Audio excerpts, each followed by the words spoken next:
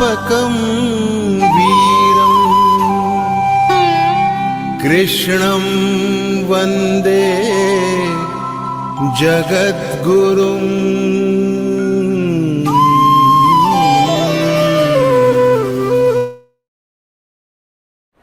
मैं नहीं मेरा नहीं यह तन किसी का है दिया। मैं नहीं मेरा नहीं यह तन किसी का है दिया। अपने पास है वह धन किसी का है दिया। जो भी अपने पास है वह धन किसी का है दिया। मैं नहीं मेरा नहीं यह तन किसी का है दिया। मैं नहीं मेरा नहीं यह तन किसी का है दिया। देने वाले ने दिया वह भी दिया किस शान से। देने वाले ने दिया वह भी दिया किस शान से। देने वाले ने दिया वह भी दिया किस शान से। देने वाले ने दिया वह भी दिया किस शान से। मेरा है यह लेने वाला कह उठा अभिमान से। मेरा है यह देने वाला कह उठा अभिमान से। मेरा यह कहने वाला मन किसी का है दिया। मेरा यह कहने वाला मन किसी का है दिया। मैं नहीं मेरा नहीं यह तन किसी का है दिया। मैं नहीं मेरा नहीं यह तन किसी का है दिया। धन किसी का है दिया। धन किसी का है दिया।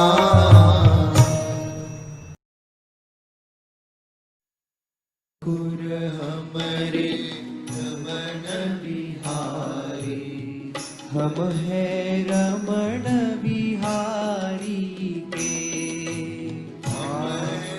रमण बिहारी के ठाकुर हमरे रे रमण बिहारी, हम है रमण बिहारी के।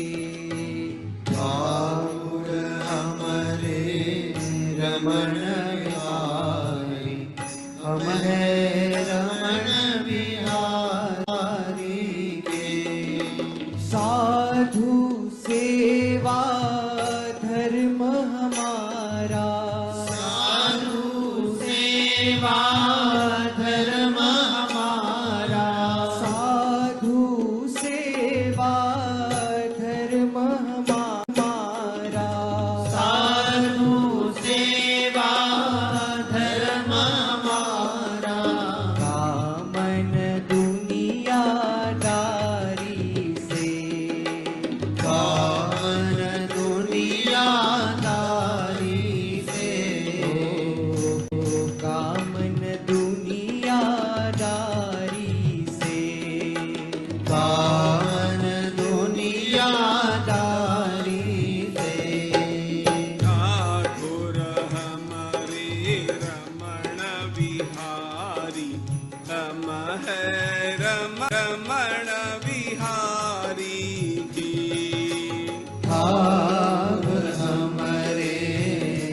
रमण बिहारी, हम हैं रमण बिहारी के।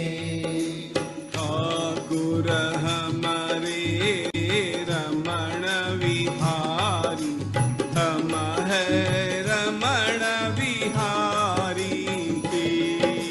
ठाकुर हमारे रमण बिहारी, हम हैं रमण बिहारी के।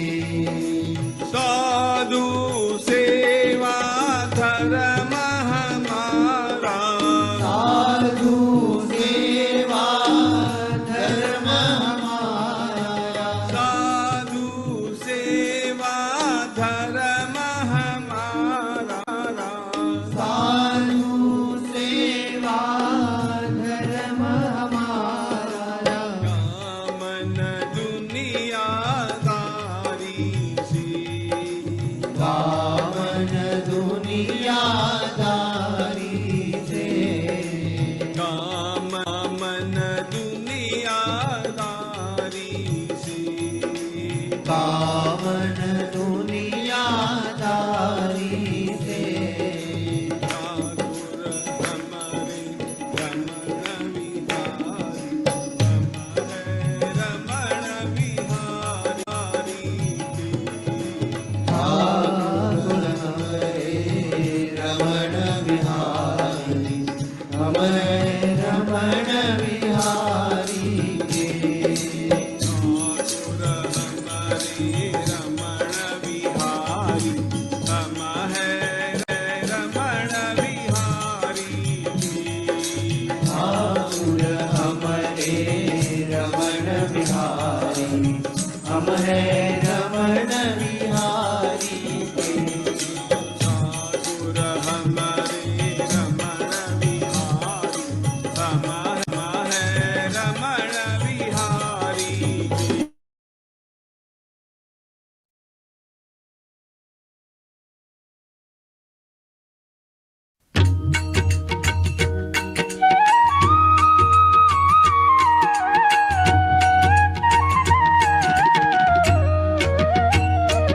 अधरं मधुरं वदनं मधुरं नयनं मधुरं।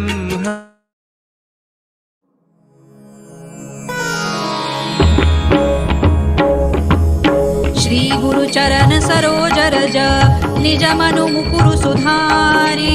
बरनउँ रघुबर विमल जसु, जो दायक फलचारी। बुद्धिहीन तनु जानिके, सुमिरौ पवन कुमार। बल बुद्धि विद्या देहु मोहि, हरहु कलेस विकार। जय हनुमान ज्ञान गुण सागर, जय कपीसतिहु लोक उजागर। रामदूत अतुलित बल धामा, अंजनी पुत्र पवन सुत नामा। महावीर विक्रम बजरंगी, कुमति निवार सुमति के संगी। कंचन बरन विराज सुबेसा, कानन कुंडल कुंचित केसा। हाथ वज्र और ध्वजा विराजे, कांधे मूज जनेऊ साजे। शंकर सुवन केसरी नंदन, तेज प्रताप महाजगवंदन। विद्यावान गुणी अति चातुर, राम काज करिबे को आतुर। प्रभु चरित्र सुनिबे को रसिया, राम लखन सीता मन बसिया। सूक्ष्म रूप धरि सियहि दिखावा, विकट रूप धरि लंक जरावा। भीम रूप धरि असुर संहारे, रामचंद्र के काज संवारे। लाय सजीवन लखन जियाए, श्री रघुबीर हरषि उर लाए। रघुपति कीन्ही बहुत बड़ाई, तुम मम प्रिय भरतहि सम भाई। सहस बदन तुम रोजस गावे, अस कहि श्रीपति कंठ लगावे। सनकादिक ब्रह्मादि मुनीसा, नारद सारद सहित अहीसा। जम कुबेर दिक्पाल जहाते, कवि कोविद कहि सकै कहाते। तुम उपकार सुग्रीवहि कीन्हा, राम मिलाय राजपद दीन्हा। तुम्हरो मंत्र विभीषण माना, लंकेश्वर भय सब जग जाना। जुग सहस्र जो जन पर भानु, लील्योताहि मधुर फल जानू। प्रभु मुद्रिका मेली मुख माही, जलधि लांघि गए अचरज नाही। दुर्गम काज जगत के जेते, सुगम अनुग्रह तुम्हरे तेते। राम दुआरे तुम रखवारे, होत न आज्ञा बिनु पैसारे। सब सुख लहै तुम्हारी सरना, तुम रक्षक काहू को डरना। आपन तेज सम्हारो आपे, तीनों लोक हाँकते कांपे। भूत पिशाच निकट नहीं आवे, महावीर जब नाम सुनावे। नासै रोग हरै सब पीरा, जपत निरंतर हनुमत वीरा। संकट ते हनुमान छुड़ावे, मन क्रम वचन ध्यान जो लावे। सब पर राम तपस्वी राजा, तिनके काज सकल तुम साजा। और मनोरथ जो कोई लावे, सोई अमित जीवन फल पावे। चारों जुग पर ताप तुम्हारा है, पर सिद्ध जगत उजियारा। साधु संत के तुम रखवारे, असुर निकंदन राम दुलारे। अष्ट सिद्धि नौ निधि के दाता, असवर दीन जानकी माता। राम रसायन तुम्हारे पासा, सदा रहो रघुपति के दासा। तुम्हारे भजन राम को पावे, जन्म जन्म के दुख बिसरावे। अंत काल रघुबर पुर जाई, जहाँ जन्म हरि भक्त कहाई। और देवता चित्तन धरई, हनुमत से सर्व सुख करई। संकट कटे मिटे सब पीरा, जो सुमिरे हनुमत बलबीरा। जय जय जय हनुमान गोसाई, कृपा करहु गुरुदेव की नाई। जो सत बार पाठ कर कोई, छूट ही बंदी महासुख होई। जो यह पढ़े हनुमान चालीसा, होय सिद्धि साखी गौरीसा। तुलसीदास सदा हरि चेरा, कीजय नाथ हृदय महडेरा। पवन तनय संकट हरना, मंगल मूर्ति रूप। राम लखन सीता सहित, हृदय बसहु सुर भूप। सियावर रामचंद्र की जय, पवन सुत हनुमान की जय। उमापति महादेव की जय।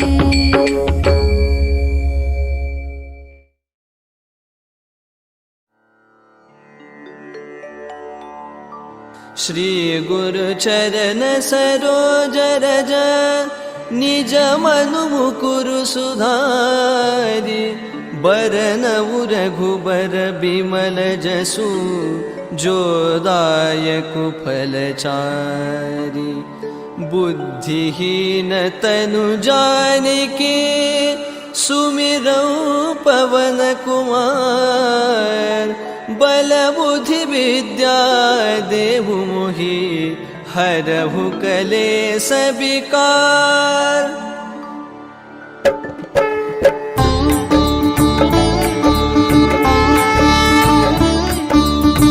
हनुमान ज्ञान गुण सागर, जय कपीसति लोक उजागर। रामदूत अतुलित बल धामा, अंजनी पुत्र पवन सुत नामा। महावीर विक्रम बजरंगी, कुमति निवार सुमति के संगी। कंचन बरन विराज सुबेसा, कानन कुंडल कुंचित केसा। हाथ वज्र और ध्वजा विराजे, कांधे मूंज जनेऊ साजे। शंकर सुवन केसरी नंदन, तेज प्रताप महाजगबंदन। विद्यावान गुणी अति चातुर, राम काज करिबे को आतुर। प्रभु चरित्र सुनिबे को रसिया, राम लखन सीता मन बसिया। सूक्ष्म रूप धरि सियहि दिखावा, बिकट रूप धरि लंक जरावा। भीम रूप धरि असुर सहारे, रामचंद्र के काज सवारे। लाय सजीवन लखन जियाए, श्री रघुबीर हर्षि उर लाए। रघुपति कीन्ही बहुत बड़ाई, तुम मम प्रिय भरतहि सम भाई। सहस बदन तुम्हरो जस गावै, अस कहि श्रीपति कंठ लगावै। सनकादिक ब्रह्मादि मुनीसा,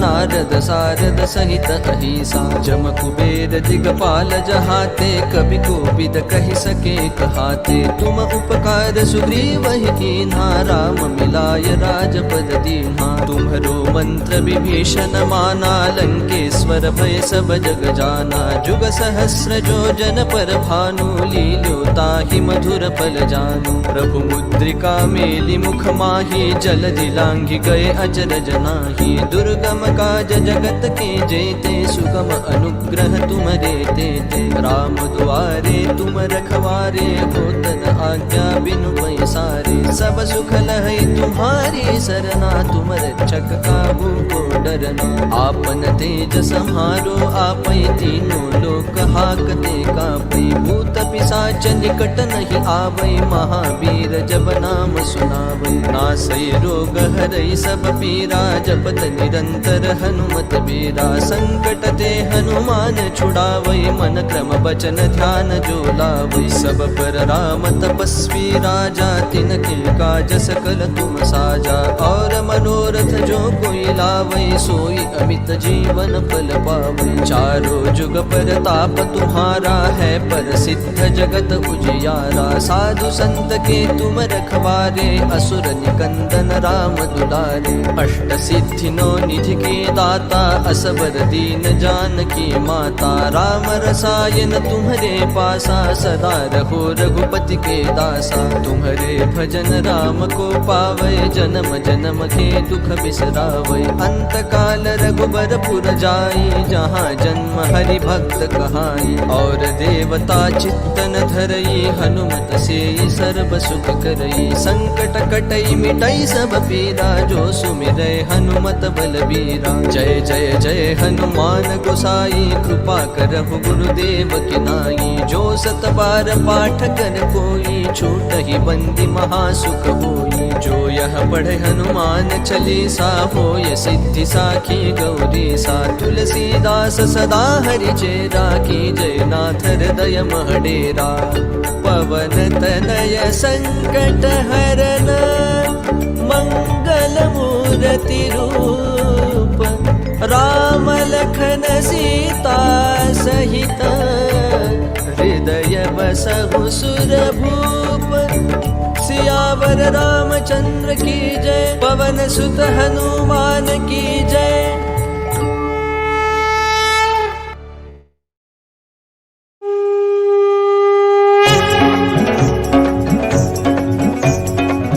चरण सरोज रज, निज मन मुकुर सुधारी।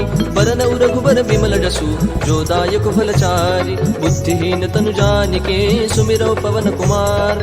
बल बुद्धि विद्या देहु मोहि, करहु कलेस विकार। जय हनुमान ज्ञान गुण सागर, जय कपीस तिहु लोक उजागर। रामदूत अतुलित बल धामा, अंजनी पुत्र पवन सुत नामा। महावीर विक्रम बजरंगी, कुमति निवार सुमति के संगी। कंचन बरन विराज सुबेसा, कानन कुंडल कुंचित केसा। हाथ वज्र ध्वजा विराजय, कांधे मूंज जनेऊ साजय। शंकर सुवन केसरी नंदन, तेज प्रताप महाजगवंदन। विद्यावान गुणी अति चातुर, राम काज करिबेको आतुर। प्रभु चरित्र सुनिबेको रसिया, राम लखन सीता मन बसिया। सूक्ष्म रूप धरि सियहि दिखावा, विकट रूप धरि लंक जरावा। भीम रूप धरि असुर संहारे, रामचंद्र के काज सवारे। लाय सजीवन लखन जियाए, श्री रघुवीर हर्षि उर लाए। रघुपति कीन्ही बहुत बड़ाई, तुम मम प्रिय भरत ही सम भाई। सहस बदन तुम रोज सगावै, अस कहि श्रीपति कंठ लगावै। सनकादिक ब्रह्मादि मुनीसा, नारद सारद सहित अहिसा। जम कुबेर दिगपाल जहाते, कवि कोविद कहि सके कहाते। तुम उपकार सुग्रीवहि कीन्हा, राम मिलाय राजपद दीन्हा। तुम्हरो मंत्र विभीषण माना, लंकेश्वर भय सब जग जाना। जुग सहस्र जो जन पर भानु, लील्योता ही मधुर फल जानू। प्रभु मुद्रिका मेलि मुख माही, जलधि लांघि गए अचरज नाही। दुर्गम काज जगत के जेते, सुगम अनुग्रह तुमरे तेते। राम दुआरे तुम रखवारे, होतन आज्ञा बिनु पैसारे। सब सुख लहै तुम्हारी सरना, तुम रक्षक काहू को डरना।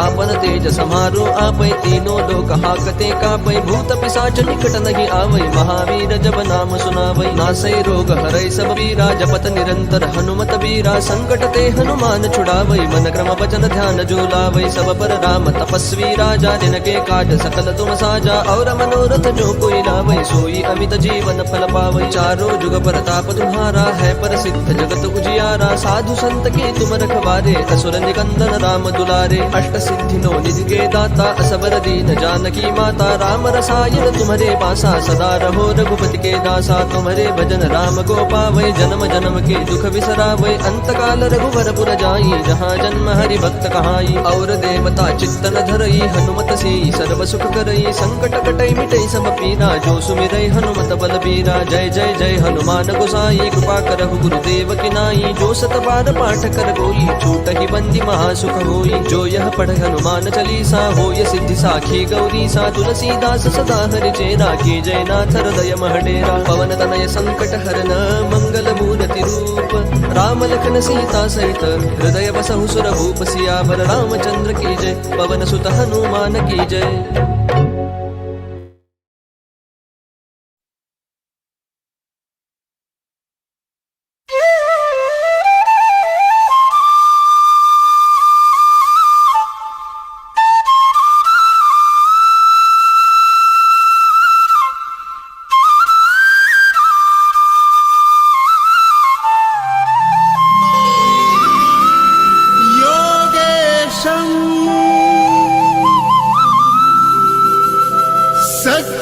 सच्चिदानन्दं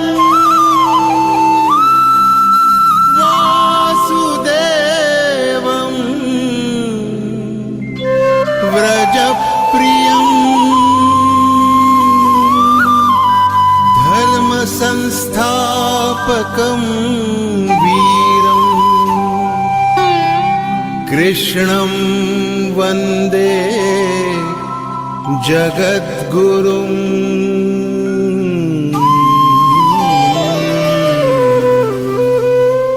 ईश्वर भक्ति भाव से बहती संस्कारों की धारा।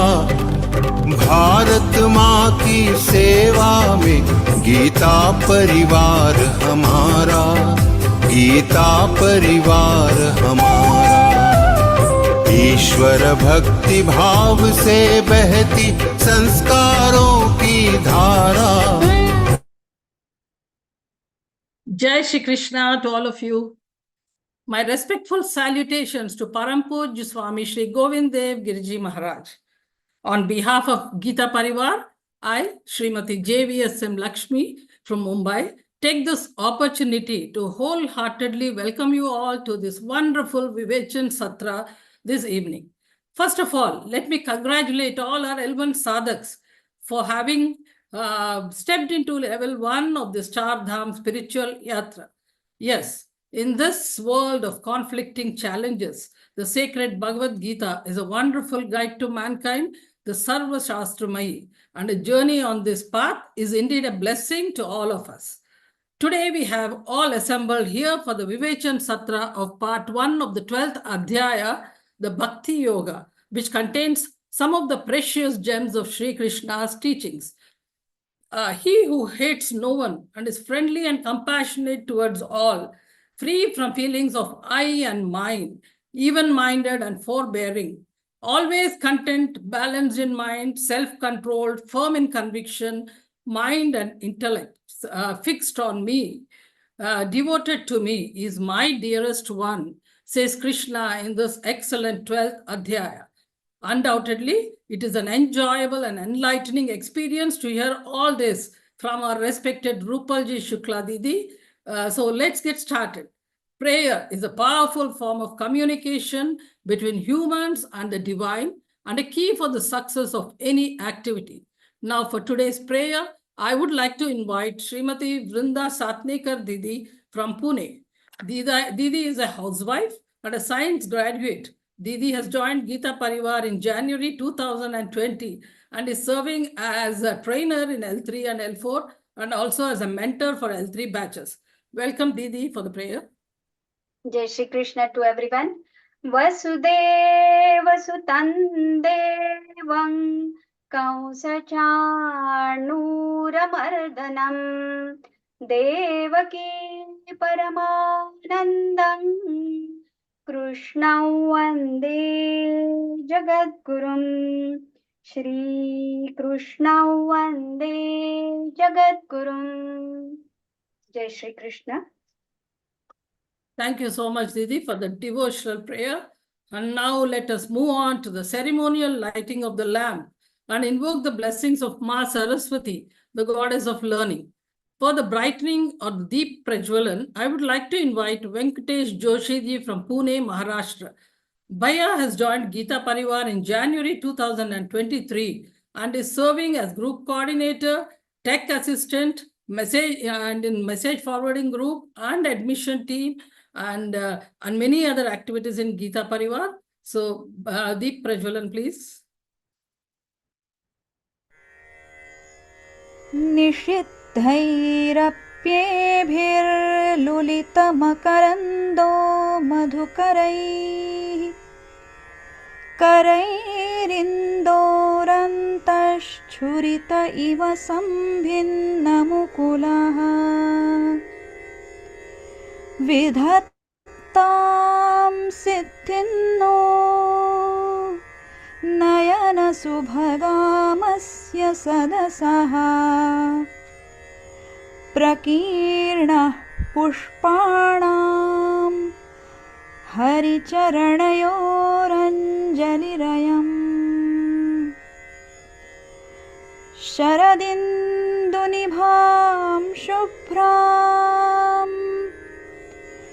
शुभ्रवस्त्रैरलङ्कृताम् कलहंसकृतावासां वरदां शारदां नुमः. Thank you very much, Bhayaji, for providing the impetus to begin the session. Now let us quickly move on to the main part of today's session, the interpretation session by our most beloved and respected RupalJiShukla Didi. RupalJi Didi is one of the program coordinators of Learngeeta program and leading the technical department and the literature department. A Gita Vrati and Gita Pravina, she is a disciple of Parampujya Swami Shri Govindev Girji Maharaj. She has completed Advaita Vedanta studies from Chinmaya Vishwa Vidyapith, Kochi at this very young age. It's my honor and great pleasure to be here today and be a part of this interpretation session of the first part of the 12th Adhyaya, the Bhakti Yoga. All our sadhaks are eagerly waiting to enjoy and get enlightened with your wonderful Vivechan Didi. I'm sure this session would be an enjoyable learning session for all of us. Rupal Didi, request you to kindly take over the session, please. Jai Shri Krishna. Jai Shri Krishna. Let's begin today's session with a prayer. सदाशिवसमारम्भां शङ्कराचार्यमध्यमाम् अस्मदाचार्यपर्यन्तां वन्दे गुरुपरम्पराम् वन्दे गुरुपरम्पराम्. Shri Gurubhyo Namaha. Jai Shri Krishna. First of all, I would like to congratulate you all for completing 10 shlokas of 12th chapter successfully. We are so fortunate, we are so blessed that we have got this opportunity. With Lord's grace, so many saints' blessings, and so many good karmas, punya karmas done by us in this birth or in previous births. We got this opportunity to learn Gita, to teach Gita, to spread the knowledge of Gita. When we joined these classes, we were not having any Sanskrit background. We were thinking that we would be able to learn or not. There are thousands of people getting this link, lakhs of people getting this link. But how many people register for these classes? And among those also, how many people attend these classes? And after attending also, how many people continue learning these shlokas? And we are sitting here for this Vivechan session to know the meaning of Gita. Because we say this statement, mission statement of Geeta Pariwar is learn Gita, teach Gita, and live Gita. So we are learning Gita. Further, later in life, we will be teaching Gita also. Or if we are connecting people with this, we are trying to join others with this. So indirectly, we are teaching Gita only. And living Gita is after knowing the meaning. What is there for us? Which principles of Bhagavad Gita we can apply in our daily life?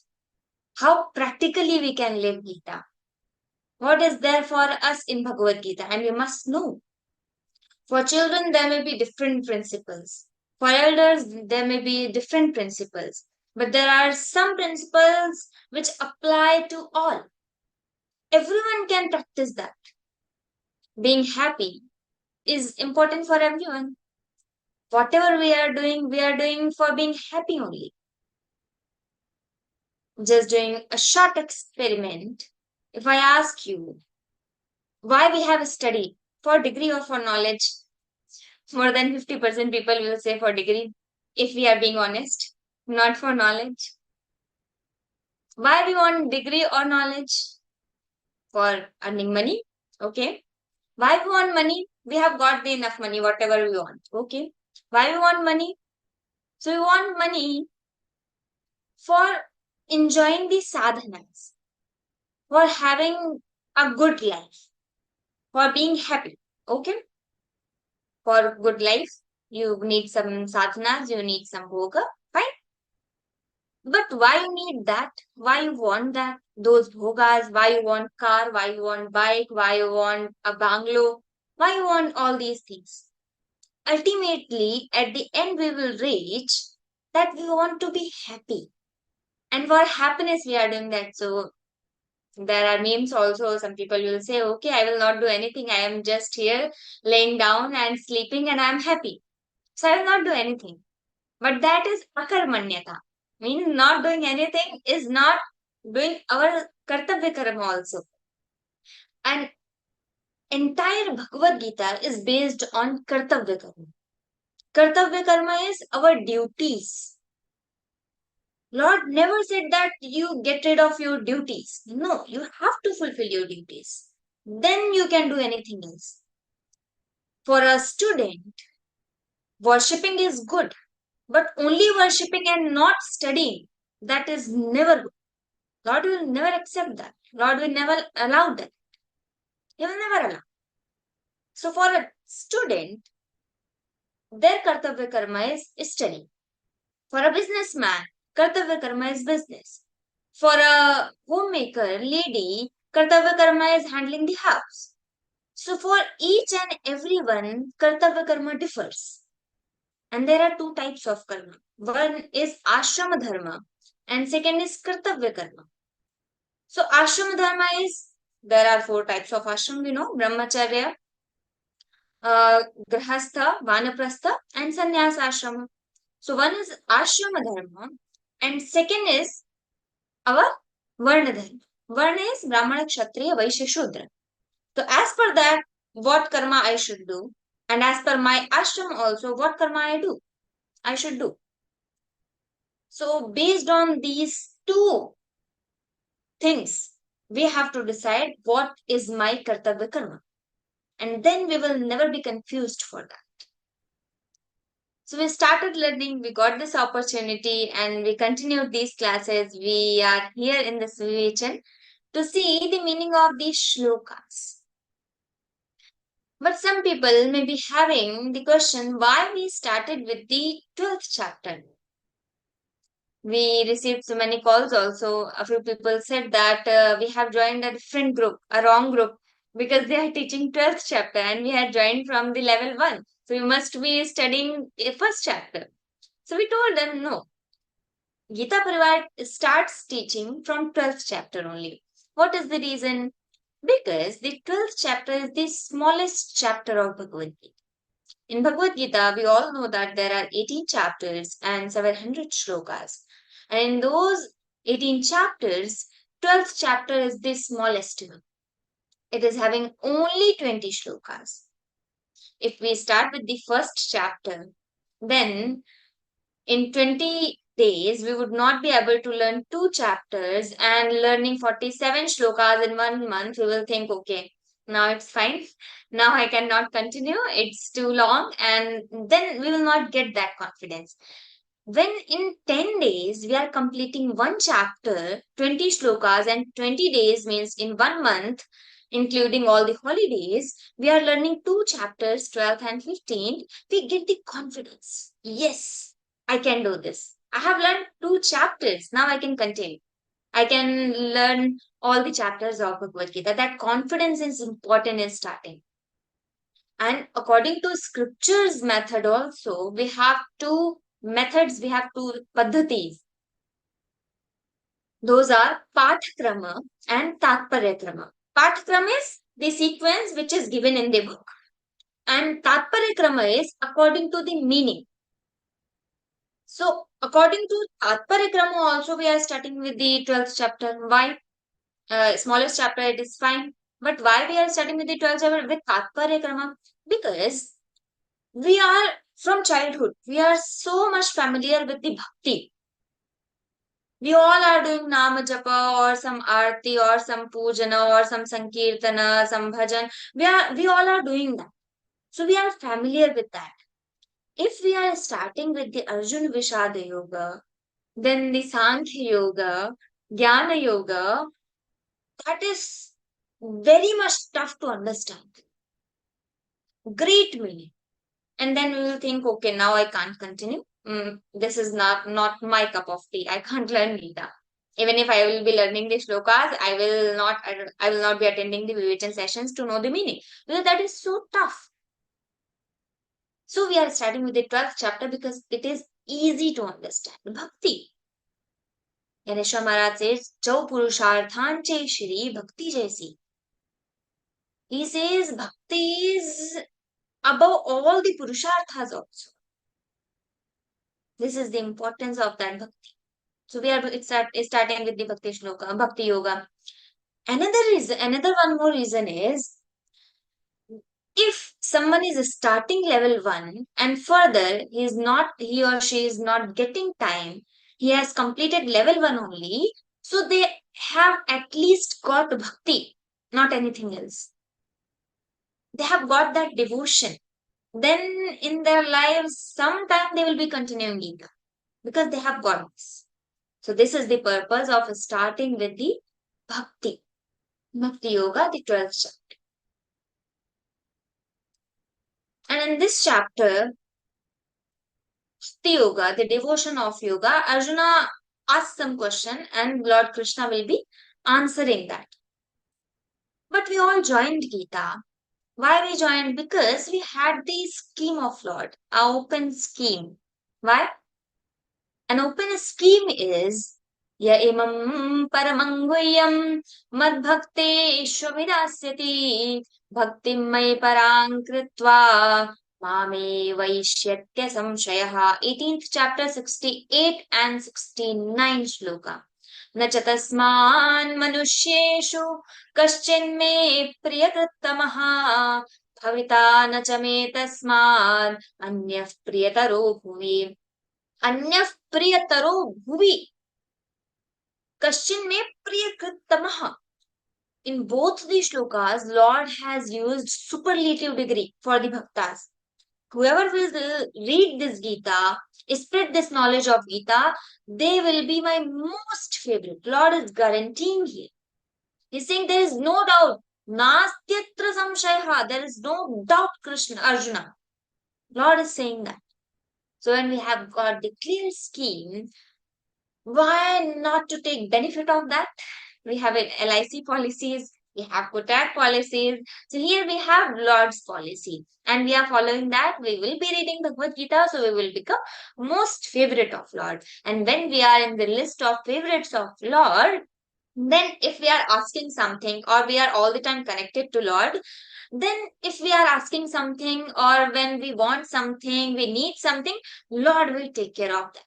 In 9th chapter, we say, Ananyas chintayanto ye janah paryupasate teshan nityabhyuktana yogakshemam vahamyaham. 9th chapter, 22nd shloka. Yogakshemam vahamyaham.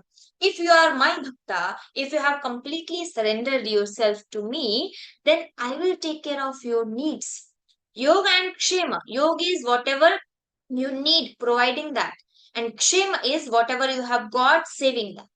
So I will take care of everything, Lord is saying here. Before starting this chapter's meaning, in our Shastras, there is one method, Ghatat Buddhim Prati Ghataka Jnanam Karanam. I will be using some Sanskrit sentences also just to make sure that we are not losing the exact meaning and we are not losing the essence of that. So, Ghatita Buddhim Prati Ghataka Jnanam Karanam. This nyaya means when we want to understand something, we first know the components. If I say the table is round, so I must know what is table and what is round, then only I can understand that complete sentence. So when we are going to learn the Gita, know the meaning of Gita, then you must know who is Krishna. Everyone will say, what Rupal Didi you are saying? We already know who is Krishna. Okay, who is Arjuna? We already know who is Arjuna. Gita, we already know what is Gita. Gita is the conversation between Lord Krishna and Arjuna. They are talking. We know who's Krishna, who's Arjuna, and what is Gita.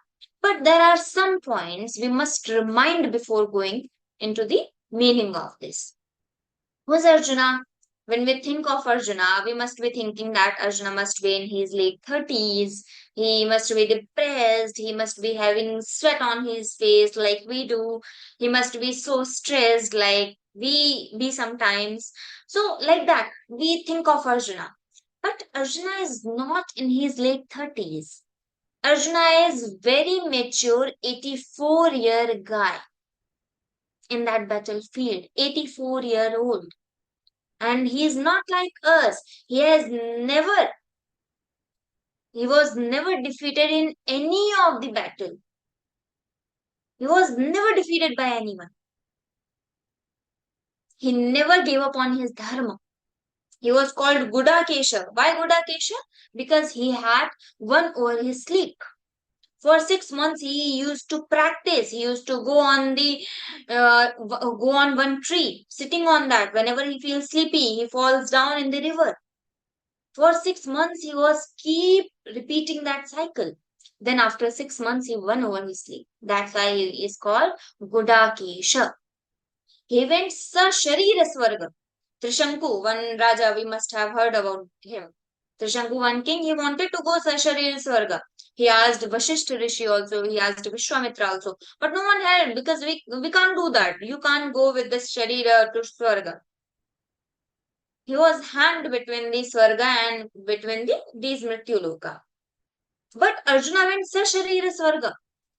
Indra was there. Indra is Arjuna's father. But not because Indra invited. Arjuna went because of his tapas. He had done so much tapas in his life. He was so courageous. And when that Arjuna, so courageous, never gave up on his dharma, never was defeated by anyone, when he says, Sidan, in 2nd chapter, Sidan timamagatrani mukhancha parishishyati vepathuscha sharire me romaharshascha jayate gandivam samsate hastat त्वक्चैव परिदह्यते न च शक्नोम्यवस्थातुं भ्रमतीव च मे मनः न च शक्नोम्यवस्थातुं I am not able to stand Krishna. I can't fight. Arjuna says. He's so courageous. He's not like that coward guy. No. He says, Gandivam samsati hastat Gandiva. My bow is falling down from my hand. He had taken the vow that if anyone asks me to put my Gandiva, Gandiva is the name of his bow. He says if he had taken the vow that if anyone make me put my Gandiva Dhanush down, I will kill that person. He had taken the pledge. And now he's saying Sidanti mama gatrani. He himself is saying, my Gandeva is falling from my hand. Think of that situation. This is Arjuna. Everyone loves Arjuna so much because he was so righteous.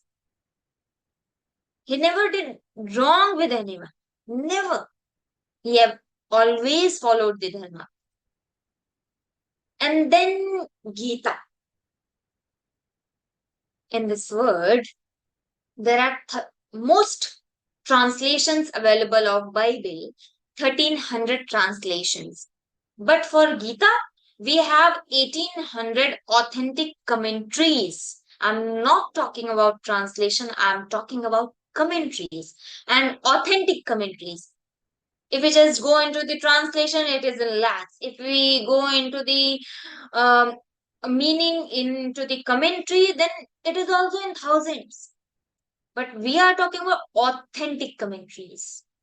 That is 1800. We must have heard one shloka about Bhagavad Gita.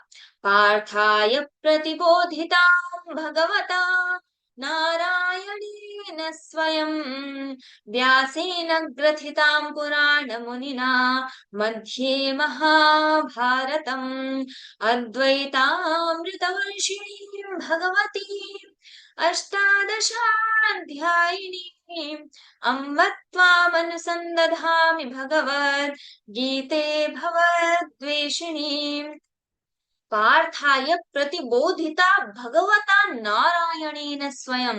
By the Lord himself, this Bhagavad Gita has been told. There is one more shloka telling the importance of Bhagavad Gita. Gītāyā pustakam yatra paṭhav pravartate tatra sarvāni tirthāni prayagadini tatra vai. Wherever the Gita book is there and wherever the chanting of Bhagavad Gita shlokas is going on, all the tirthani, tatra sarvāni tirthani, all the tirthas, prayagadini tatra vai. All the Prayaga, all the Rishikesh, all the Ganga, all the tirthas are there only. So if we are not able to visit anywhere, we just read Gita, we will get all the punya. We are going to get that punya. Because these are the Siddha shlokas told by our rishis. And why Lord Krishna has told this Bhagavad Gita to Arjuna only? Because in 16th chapter, we will be seeing in level 2, 26 divine qualities. And Lord says, Daivi sampad vimokshaya nibandhaya surimata ma shuchaha sampadam daivim abhijatosi pandava. You are equipped with all these 26 qualities. In Shankar Bhashya, Bhagavan Shankaracharya ji says, Gunadhikaihi grihitaha anushthiyamanascha dharmaha prachayangamishati. If someone is having so many good qualities and the dharma upadesh is given to them, then that will prachayangamishati, means that will be spreaded. If the people are sitting here, we are not doing so much prachar of these classes. These are selfless. Everyone is teaching selflessly and people are learning free of cost and everything is happening. No one is doing any prachara from our end. No special prachara. But people are themselves are connecting people. I am connecting my family members. I am connecting my relatives. And I am connecting everyone. So that is happening. Gunadikai grihitaha anushthiyamanascha dharma. This is Gunadikai. The good people, they spread good things. That's why the Bhagavad Gita was told to Arjuna only. If Lord Krishna, just imagine, if Lord Krishna has told this Bhagavad Gita to Duryodhana, what had happened? We are not learning these shlokas now. That would not be happening.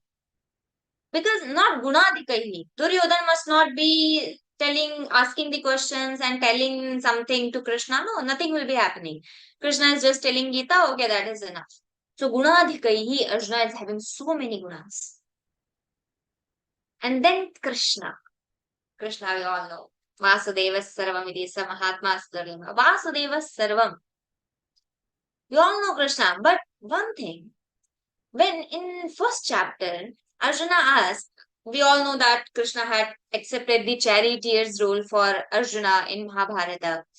So when Arjuna asked Krishna that keep my chariot in between both the armies so that I can see everyone. Senayorubhayor madhye ratham sthapayamechyuta. You take my chariot in between both the armies so that I will be seeing everyone. Senayorubhayor madhye ratham sthapayamechyuta. He's asking. Then what Krishna did, he had taken the chariot and he didn't stop in front of Duryodhana and Dushasana. If he had done that, he would have done that, then what will be happening? Arjuna was so angry on them. And he must be saying that, okay, I wanna kill them. Just start this yuddha. Just start this battle. But what Krishna did?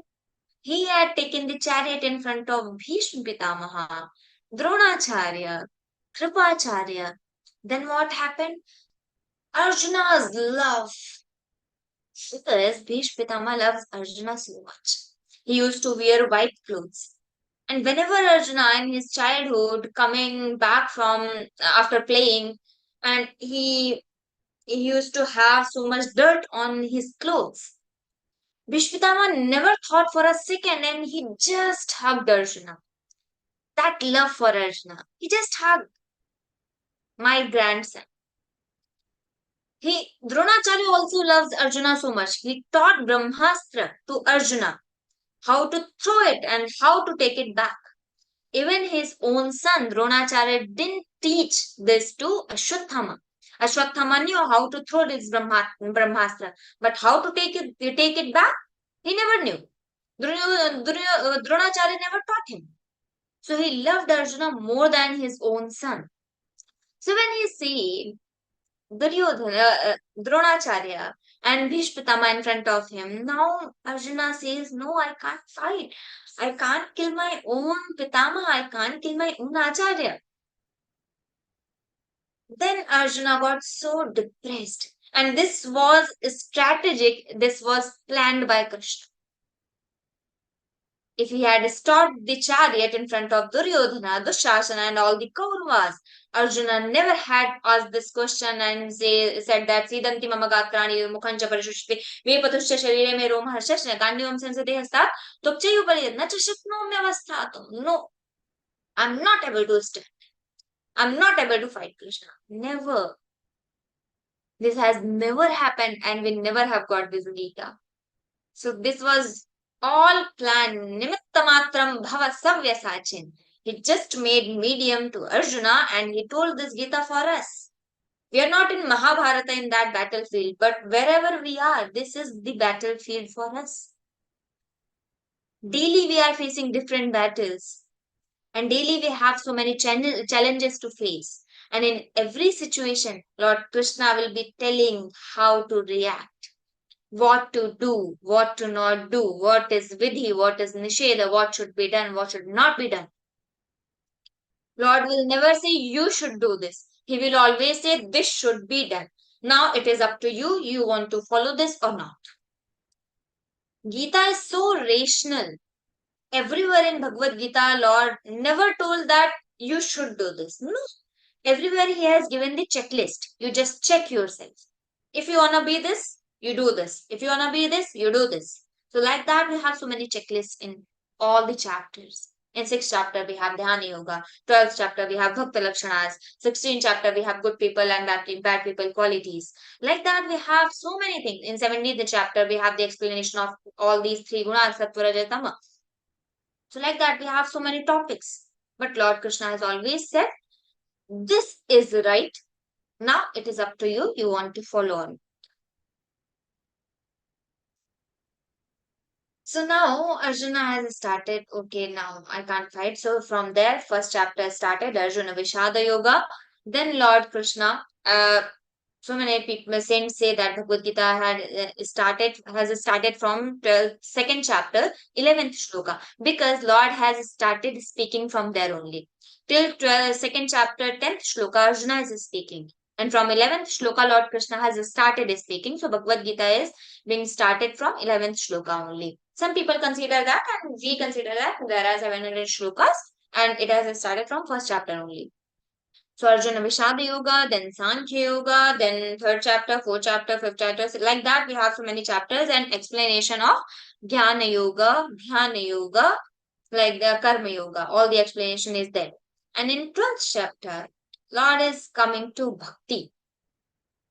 This chapter starts with the question of Arjuna. What question? In 8th chapter, Akshara Brahma Yoga, Lord Krishna has told so many things about unmanifest Lord. We should understand that there are two terms. First is manifest, Saguna Sakar, and second is unmanifest Lord, that is Nirguna Nirakar.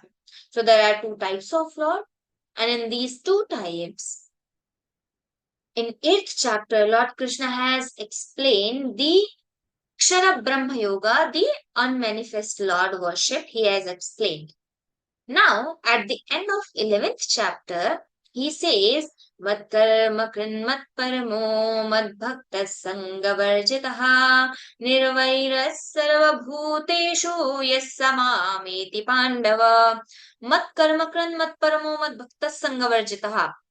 In 11th chapter, 55th shloka, Lord explained about Saguna Sakara Bhakti, the manifest Lord's worshipping. So now Arjuna got confused. Who is the better knower of the yoga? Yoga is not here the asana, just asana and pranayam. No. Yoga is samatvam yoga uchyate. Yoga karma sukaushalam. The yoga definition in Bhagavad Gita is totally different. It is not just that being doing the asana and pranayam. No, not just that. Yoga is yoga karma sukaushalam. Dakshyam. Whatever we are doing that with 100% perfection, utmost perfection, that is yoga. And yoga, another meaning is getting connected with the Lord. Because yoga itself means the connection. Yoga. Yoga is jodna, connection, connected. So getting connected with the Lord is yoga.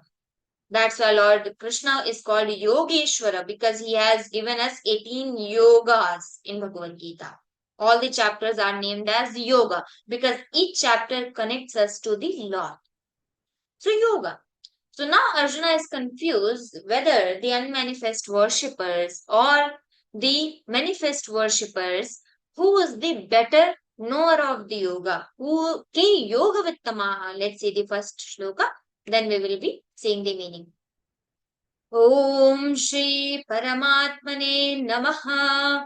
ශ්रीमद्भगवद्गीता अथ द्वादशोऽध्यायः अर्जुन उवाच एवं सततयुक्ता ये भक्तास्त्वां पर्युपासते ये चाप्यक्षरमव्यक्तं तेषां के योगवित्तमाः. See, there is one thing, yoga, then second is yoga with Tara, and third is yoga with tamaha. Yoga with tama, the superlative degree. Tara, tama, bhava, we say. So something good, better and best. Best is the superlative degree. Here, yoga with tamaha. Yoga, Arjuna knows. Yoga with Tara is also Arjuna knows. Yoga with tamaha. Who's the best knower of the yoga? Who knows this yoga better? Who's the greater? Who's having the greater knowledge of yoga? This is the confusion of Arjuna. Now, in second shloka, Lord is answering that question. Let's see. Shri Bhagavan Vacha Mayyavisya mano ye man nitya yukta upasate shraddhaya parayopitaste me yukta tamamataha. Mai avishyam mano ye man. Shri Bhagavan Vacha, Lord said, Mai aveshya mano means who has fixed their mano, mana, mind into me. Mano iman nitya yukta upasate. Nitya yukta upasate means all the time, constantly. They are not leaving that. Means for 10 minutes I am worshipping Lord, then I will be forgetting Lord, I will be doing all my karmas. Then again, whenever I am sad or whenever something bad is happening, I will remember Lord. Then again I will forget the Lord. Then again, second day, when I am worshipping for 10-20 minutes, then I am remembering the Lord. Then again I will forget the Lord. This is not Nitya Yuktaha. Lord says Nitya Yukta, ever connected. All the time, whatever I'm doing in my daily schedule, daily routine, whatever I'm doing, I am in my role, but still I remember the Lord. I am doing your work. You have appointed me in this role, so I will be performing best. I am doing your job only. I am doing the works appointed by you only. So all the time I have the feeling that I am doing your karma only. Whatever you have told me to do. You have appointed me in such role, so I will be doing that. I always remember the Lord. That's why at the end of every chapter in Gita Pariwar we say Om Shri Krishna Arpanamastu. Why? Whatever we have done, now we are just giving all those karmas into the feet of Lord, surrendering that karma. Shri Krishna Arpanamastu. So in second shloka, Lord says, Mai aveshamanoyeman nitya yuktaha upasate, ever connected people worship me, shraddhaya, with the faith. Shraddhaya parayopeta. Parayopeta means they worship me in all the ways. All the ways, parayopetas, they consider me as the supreme Lord. Parayopetas te me yuktatamamataha. In short, Lord has told that manifest Lord's worshipping is best. But Saguna Sakar Nirguna. Saguna Sakar manifest is worshipping the Lord having some form. Some form means we are worshipping the Lord Rama, Lord Krishna, Lord Shiva, Goddess Durga. So like that, we are worshipping the Lord having some form. And unmanifest worshipping, Nirgun Nirakar Upasana, that is worshipping the Lord without any form. Means that is very tough to understand because that is complete Jnana Yoga, that is pure Jnana Yoga. We are not fixing our mind on any object. There is no object because there is nothing. The pure form of the supreme reality, supreme existence is there is something. As we say, God particle, that is last point. There is nothing. We can't recognize further. So that is God particle. We have given the name God. Like that, we have supreme is one reality, one existence. From that only the Saguna, the manifest Lord has come. It is having some form. So when for embodied people like us, we are having avidya, we are having ignorance, we are having that delusion with us. So we just can't focus our mind on something where there is nothing. We need some object to fix our mind. If we say meditate on nothing, then what will happen? In 10 minutes, we will be having thousands of thoughts. Because focusing on nothing means focusing on thousands of things. When we have nothing to focus on, then all the thoughts are coming and going, coming and going, coming and going, and this is happening. But when we say focus your mind on Om or some dot or some Ramanama or on your breathing, when we have some object, then what will happen? If my mind goes somewhere else also, then also I will be remembering, okay, no, I have to take care. I have to be alert. I am diverting my mind. So I'm not focused on my breathing now. I will just come back from that thought. So that happens. When we have object, it is easier to fix our mind. So we need some object. Without object, we will be nowhere actually. That will happen. So we need some object, some dot, some Om, some breathing, some Ram. In Gita Bhavan, some saints say that you just do Ram, and continuously say that Ram, so that there will be no scope to divert your mind. Your mind will never be diverted because there is no scope, there is no space. You are continuously saying Ram, Ram, Ram, Ram, Ram. How you will go from there? Your mind cannot go from there. Mind will be focused on that only because there is no space. Don't give space in starting. In starting, do. Some people will say, why you are saying like that, Ram, Ram, Ram, Ram, we're doing this, then there is no calmness. I'm not calm and I need peace when I'm meditating. No. In starting, you just need to learn how to concentrate. When we have learned how to concentrate, how to be on some one object, then slowly we can practice further. Slowly we can increase our meditation power. Slowly we can do further. So that happen. In the starting, we just need to learn to focus our mind on one object. That's why here Lord says, the Saguna Sakara worshipping, the manifest worshipping is better.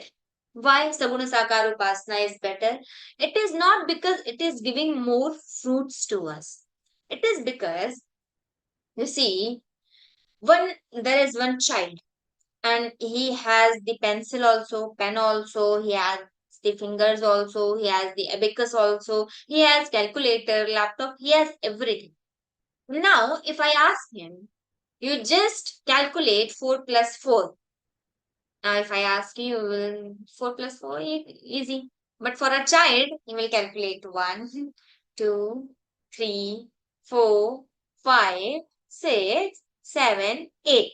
Okay. 4 plus 4 is 8. Now fine. Okay. 4 minus 2. Then 1, 2, 3, 4. 4 minus 2.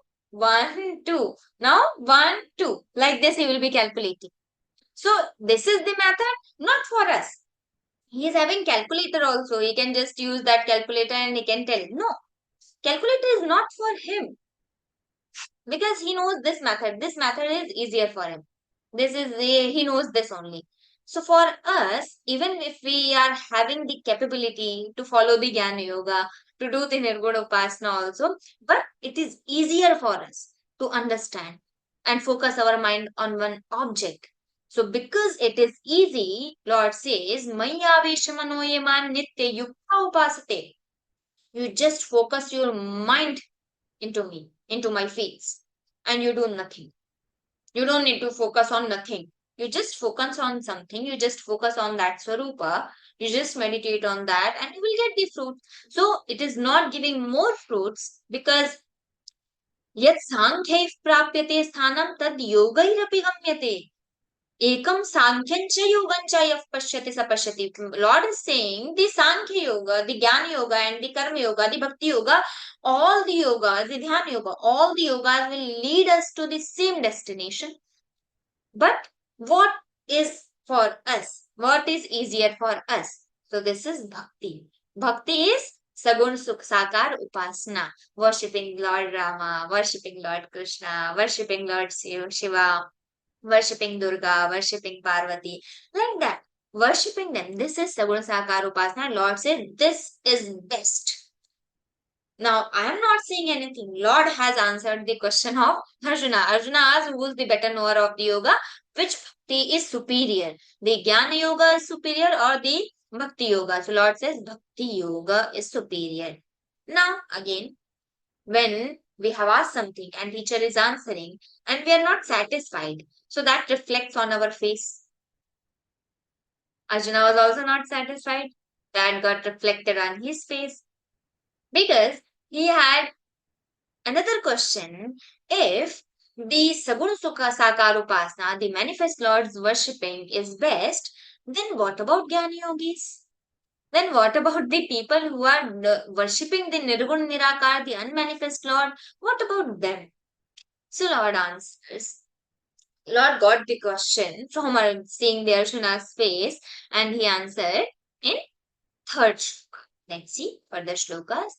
Ye tvaksharamanirdesyam avyaktam pariyupasate sarvatra gamachintyancha kutastamachalan dhruvam.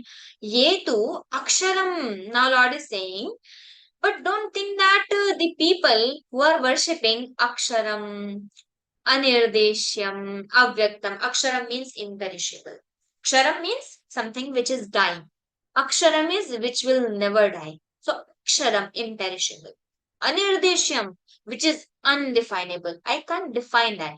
Nirdeshyam means if there is moon and I can say this is moon. So I can indicate that. I can indicate something. So that is nirdesham. Anirdesham means that can't be indicated. Nirguna nirakara. When there is nothing, how I can indicate to that? How I can explain something? There is nothing. Where there is nothing.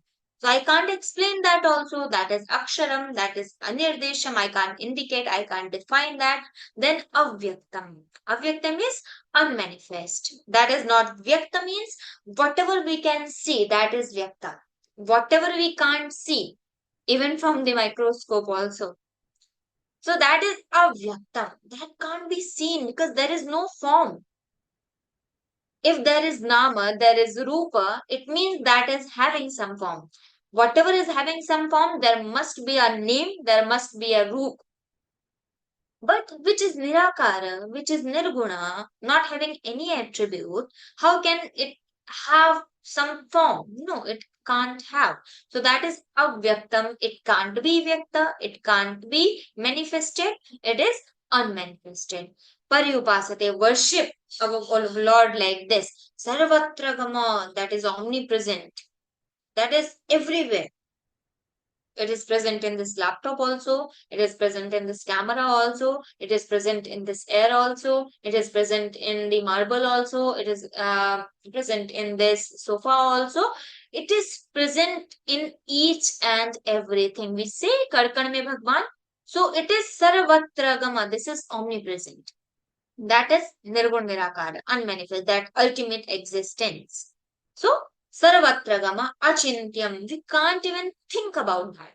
Because for thinking, whatever we can think, if we know the fact, whatever we are dreaming, we must have seen that somewhere in this life or in previous births.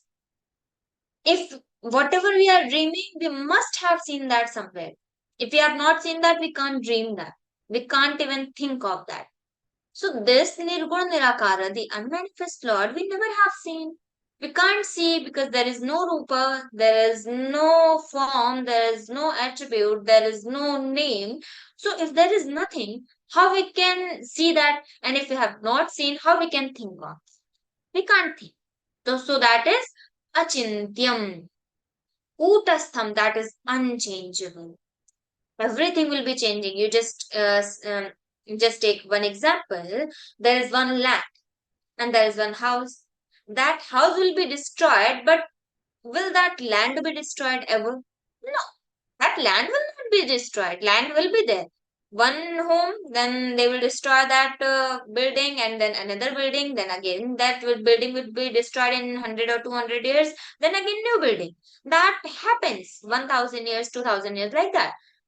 That is keep happening, but land is there. Land is never destroyed. So like that, the ultimate existence, that unmanifest Lord is there. Lord is always there. But we are keep changing. Everything is keep changing. So everything is changeable. But Lord is Kutastha. Kutastha is the word for that. It is unchangeable. And another meaning of this Kutastha word is, if you have heard of Maya and Avidya, that ignorance, because of that we don't know our real swarupa, our self, we are not able to realize ourselves like that. So why that happens? Because we have that ignorance with us, we have avidya with us, and because of that avidya. So that avidya, that Maya is also having one name is Kuta. And Kutastha means the adhisthana of that Maya. That Maya is also born from that existence only, that supreme reality only. So adhisthana of that Maya, that avidya, is called Kutastha. Kutastha. Stha means where that Maya stays. So Kutastham achalam. That is immovable because that is everywhere. If that is everywhere, how it can move? It can't move. So achalam, dhruvam, that is eternal. Because it can't move, it is always. So it is dhruvam. So Lord is just telling who's worshipping the Lord having these qualities. Which qualities? Aksharam, Anirdeshyam, Avyaktam, Sarvatragama, Achintyam, Kutastham, Achalam, Dhruvam, Paryupasate. Then fourth shloka, let's see. Sanniyam yendriyagramam sarvatra samabuddhayaha te prapnuvanti mameva sarvabhutahite rataha. Sanniyam yendriyagramam sarvatra samabuddhayaha. Sanniyam means not just Sanyama, Sanniyam. Sanniyam means having restraint, having a good control over all the Indriya Gramam. Indriya Gramam Sarvatra. Indriya Gramam, not just one Indri, not just having control over our eyes, over our ears, over our just jibba, our lips, not like that. Not just one Indriya, not just our tongue. This sparsh, this touch, no, not on one indriya. Indriya gramam, sanniyam, indriya gramam means having a good control over all the indriyas. After controlling all the indriyas, sarvatra samabuddhaya, sees everyone equally. But in our shastras, be careful, there are two terms. One is samadarshana and another is samavartana. So samadarshana is seeing everyone equally, seeing the Lord in everyone. But it doesn't mean that we will be doing samavartana with everyone. How? Just understand with one example. We are seeing the Paramatma in that Lord also. But it doesn't mean that I will be asking that Lord to come and sit on my table and I will be giving him my plate to eat. That is samvartana. I am sitting here, I am having food, so I will ask the dog also, you sit here and you have the food here only. No, that cannot happen. Samvartana cannot happen. So Samadarshana is must. We should see everyone equally and we should see the Paramatma in everyone. But it doesn't mean that I will be taking the that dog and I will be asking him to sleep with me in my bed. No. Dog's place is outside the house. In our Shastra, there is actually we are not following. I'm just telling you one thing, what I have read. In our scriptures, it is written that if we are dog is Nikrishta Yoni, very Adham Yoni, and he's very Ashuddha also. So if we are allowing him to come inside our house and whenever we touch him, then we have to take shower, including our clothes. Means we have to wash our clothes also. Not just I will be taking the shower and I will be wearing the same clothes. No, if you have touched that dog, then you have to take bath. That is in our scriptures. That only I'm telling you. I'm not asking you to do that because dog is very popular pet in this time. Everyone loves, they have feelings and everything. That is. So some buddhaya is important, some darshana is important, but not some vartana. Not I will be okay, he's my brother, I will be tying the rakhi and everything. All this rubbish things are happening. So just I'm telling you the examples. Some vartana cannot happen. Some vartana is different thing. Some darshana is must. Sarvatra samabuddhaya. Lord is telling the quality. They prapnuvanti mameva. They will be getting me only, Arjuna. Sarvabhuta hiterataha. The people who are always busy in the welfare of everyone. Lord is saying that. Lord himself is telling Sarvabhuta hiterataha. This is very important sukti or one charan, one quarter of Bhagavad Gita. Saints quote many times. Many times it happens. So Sarvabhuta hiterataha. This is very important. Welfare of all the beings. That is only in Sanatana Dharma. Not in any sampradaya, any other sampradaya we will get this. Because everyone is thinking of their welfare only. Okay, you just worship this. If you are not following this, you are kafir, you are this, you are that. Like that, they say. They are just thinking for the welfare of themselves, not for the everyone, not for everyone. But in our Sanatana Dharma, in our Sanskriti, we say Vasudhaiva Kutumbakam. We have this sankalpana, Vasudhaiva Kutumbakam. This is my home. All this Prithvi, all this Vasudha is my home. We say Sarve bhavantu sukhina, sarve santu niramayam, sarvesham mangalam bhavatu. Whenever we are doing some anusthana, some yajna, all the time we are saying Sarve bhavantu sukhina. Means everyone's mangalam bhavatu, everyone's welfare we are worshipping, we are requesting to the Lord. We are doing the prayer for everyone. So welfare of everyone, we will find this only in Sanatana. Concept is not there in other dharmas. Dharma, I will not say sampradaya, because dharma is constant and that is same for everyone. So Lord is saying, finally, te prapnuvanti mameva. They are also going, the people who are worshipping the form, the Lord, having some form, means manifest Lord, they will get me. That is best. Okay. But what about the Nirguna Upasakas? What about the Jnana Yogis? Lord said, they will also get me only. They are also going to attain the same destination. They are also going to obtain me only. Te prapnuvanti mameva. Here he is saying. Now in 5th shloka, he is saying, then why he said that Saguna Sakar Upasana is best, not the Nirguna Upasana, when both the people are going to get the same destination? So he answered that query also in 5th shloka. Let's see. क्लेशोऽधिकतरस्तेषाम् अव्यक्तासक्तचेतसाम् अव्यक्ता हि गतिर्दुःखम् देहवद्भिरवाप्यते. क्लेशः अधिकतरमस्ति तेषाम् अव्यक्तासक्तचेतसाम्. The trouble is greater for the people who follow the Jnana Yoga. Kleshaha adhikataramasti tesham. For the people who are following avyakta, asakta chetasam, avyakta, whose minds are set onto the unmanifest. Avyakta, asakta means fixed. Chetasam means, chetas means mind, and avyakta means the unmanifest Lord, whose mind is fixed on unmanifest Lord. For them, tesham krite, klesha adhikataramasti, trouble is more for them. Avyakta hi gatir dukkham dehavadhi avapyate. And that avyakta is like gatir dukkham. The goal is painful for the people who are following the avyakta. For the dehavadhi, for the embodied people like us, who are having the avidya, who are having the maya. So for us, trouble is more, and this is painful goal if we are following the Jnana Yoga and Jnana Marga for us. So Lord is saying, better you follow the Bhakti Yoga, better you just do the Bhakti, better you follow the, you just worship the Lord Rama, Lord Krishna, Lord Shiva, any Lord having some form.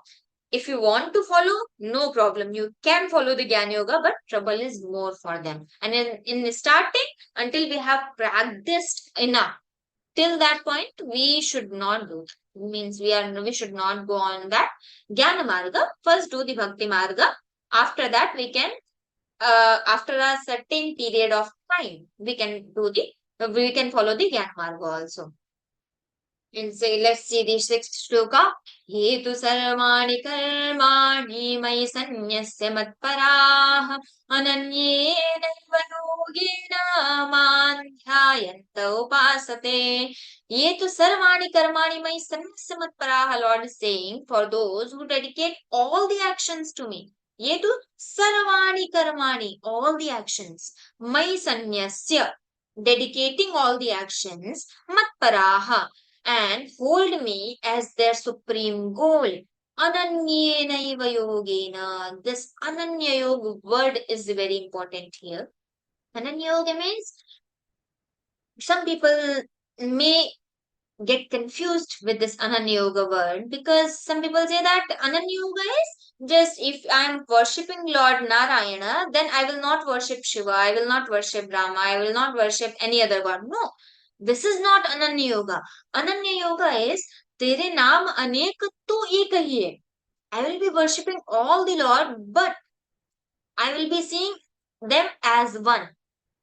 God is one only. We have given so many names. In Vishnu Sahasranam, we say 1000 names of Lord. Lord is one only. There are 1000 names. So Lord is one.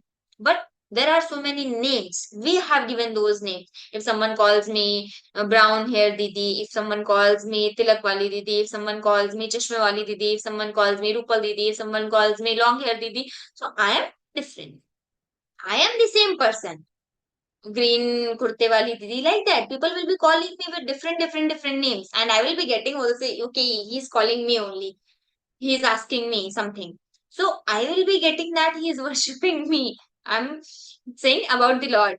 Lord knows that he is worshipping me only. Just he is worshipping me with different names.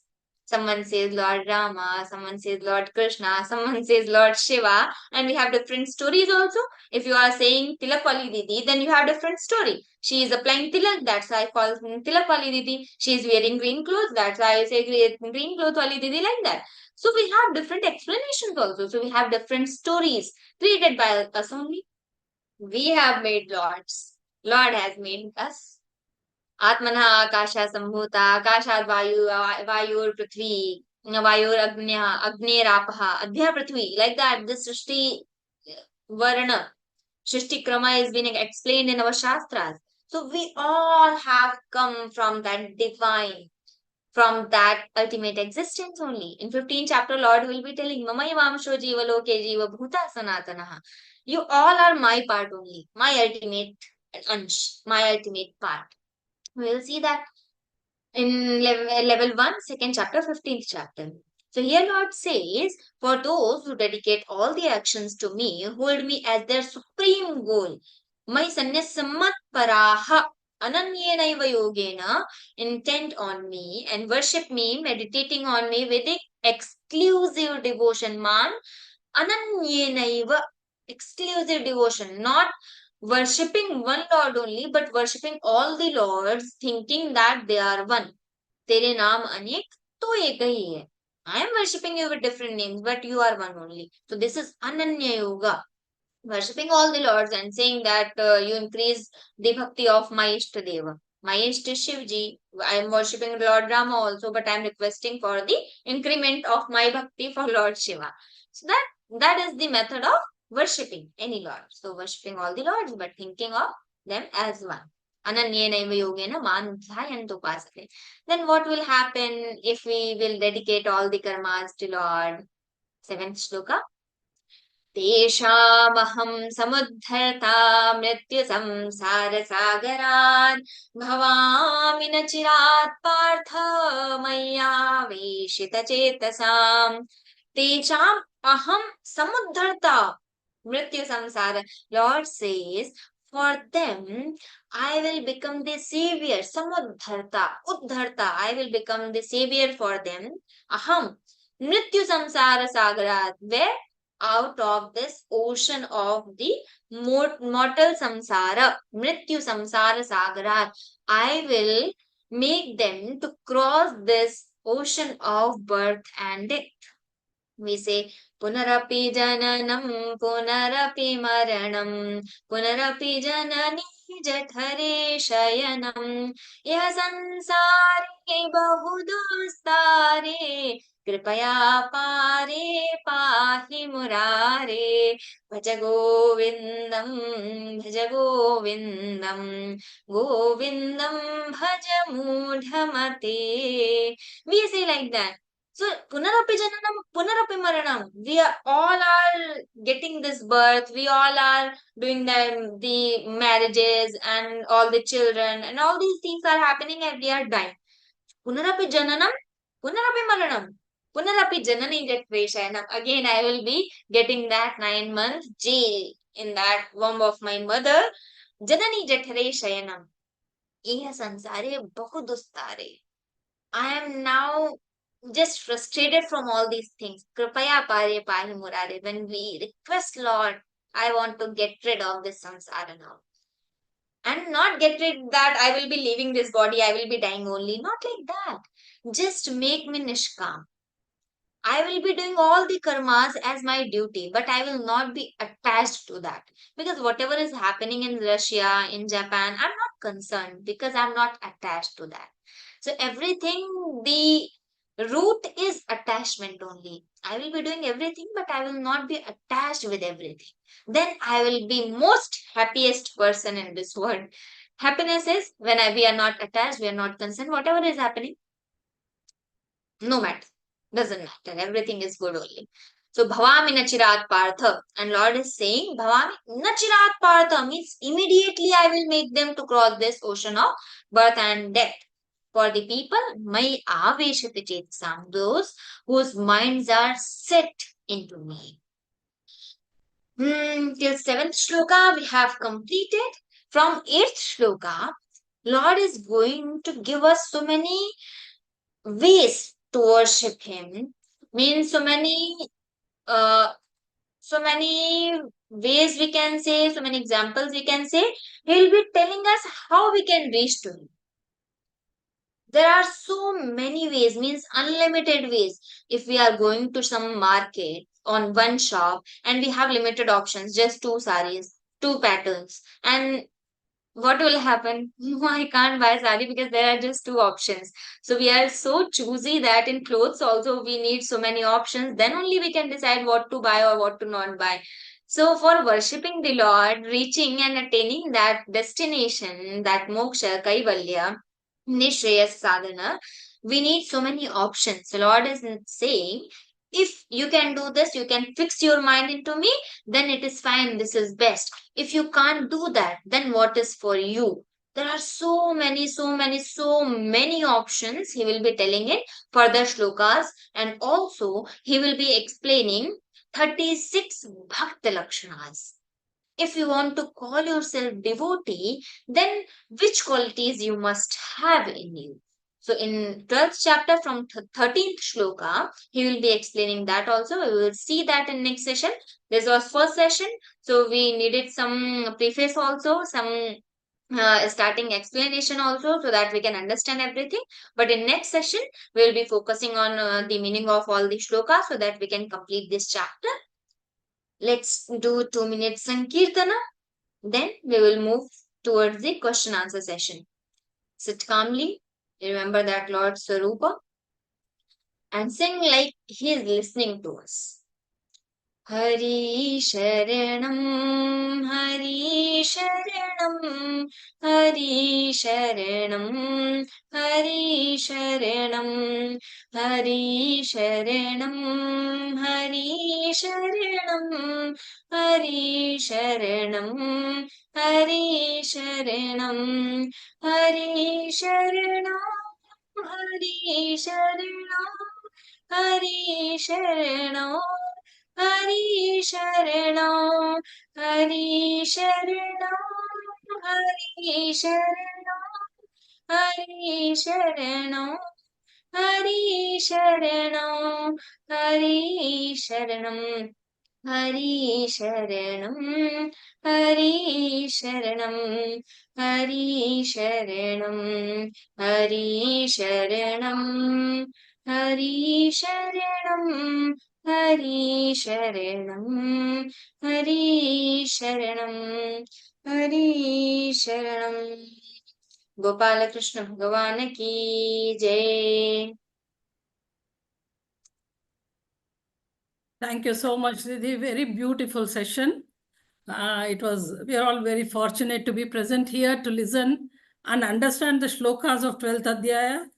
It appears as a small Adhyaya, but the complicated concepts are there in this Adhyaya, and you have brought in the beauty of it through your explanation, and you explained us very clearly how to understand God and how all this can be. There are different ways and different options for us to understand God, and how bhakti or the path of devotion is highest among all these, and all the beautiful vocabulary through which this 12th Adhyaya can be explained, especially for the beginners like L1, that Ananya Bhakti and all these words.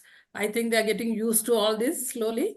And because these words are so important for us to understand all the other chapters of Bhagavad Gita, like Ananya Bhakti and what it is, and many more which you have given, that formless God, all these things. are really very important concepts for us to understand Bhagavad Gita. Thank you so much, Didi, for this informative and enlightening session. Now let's proceed forward to the question and answer session. And Ashubhayaji, Pranam. Very happy to see you here for the question and answer session.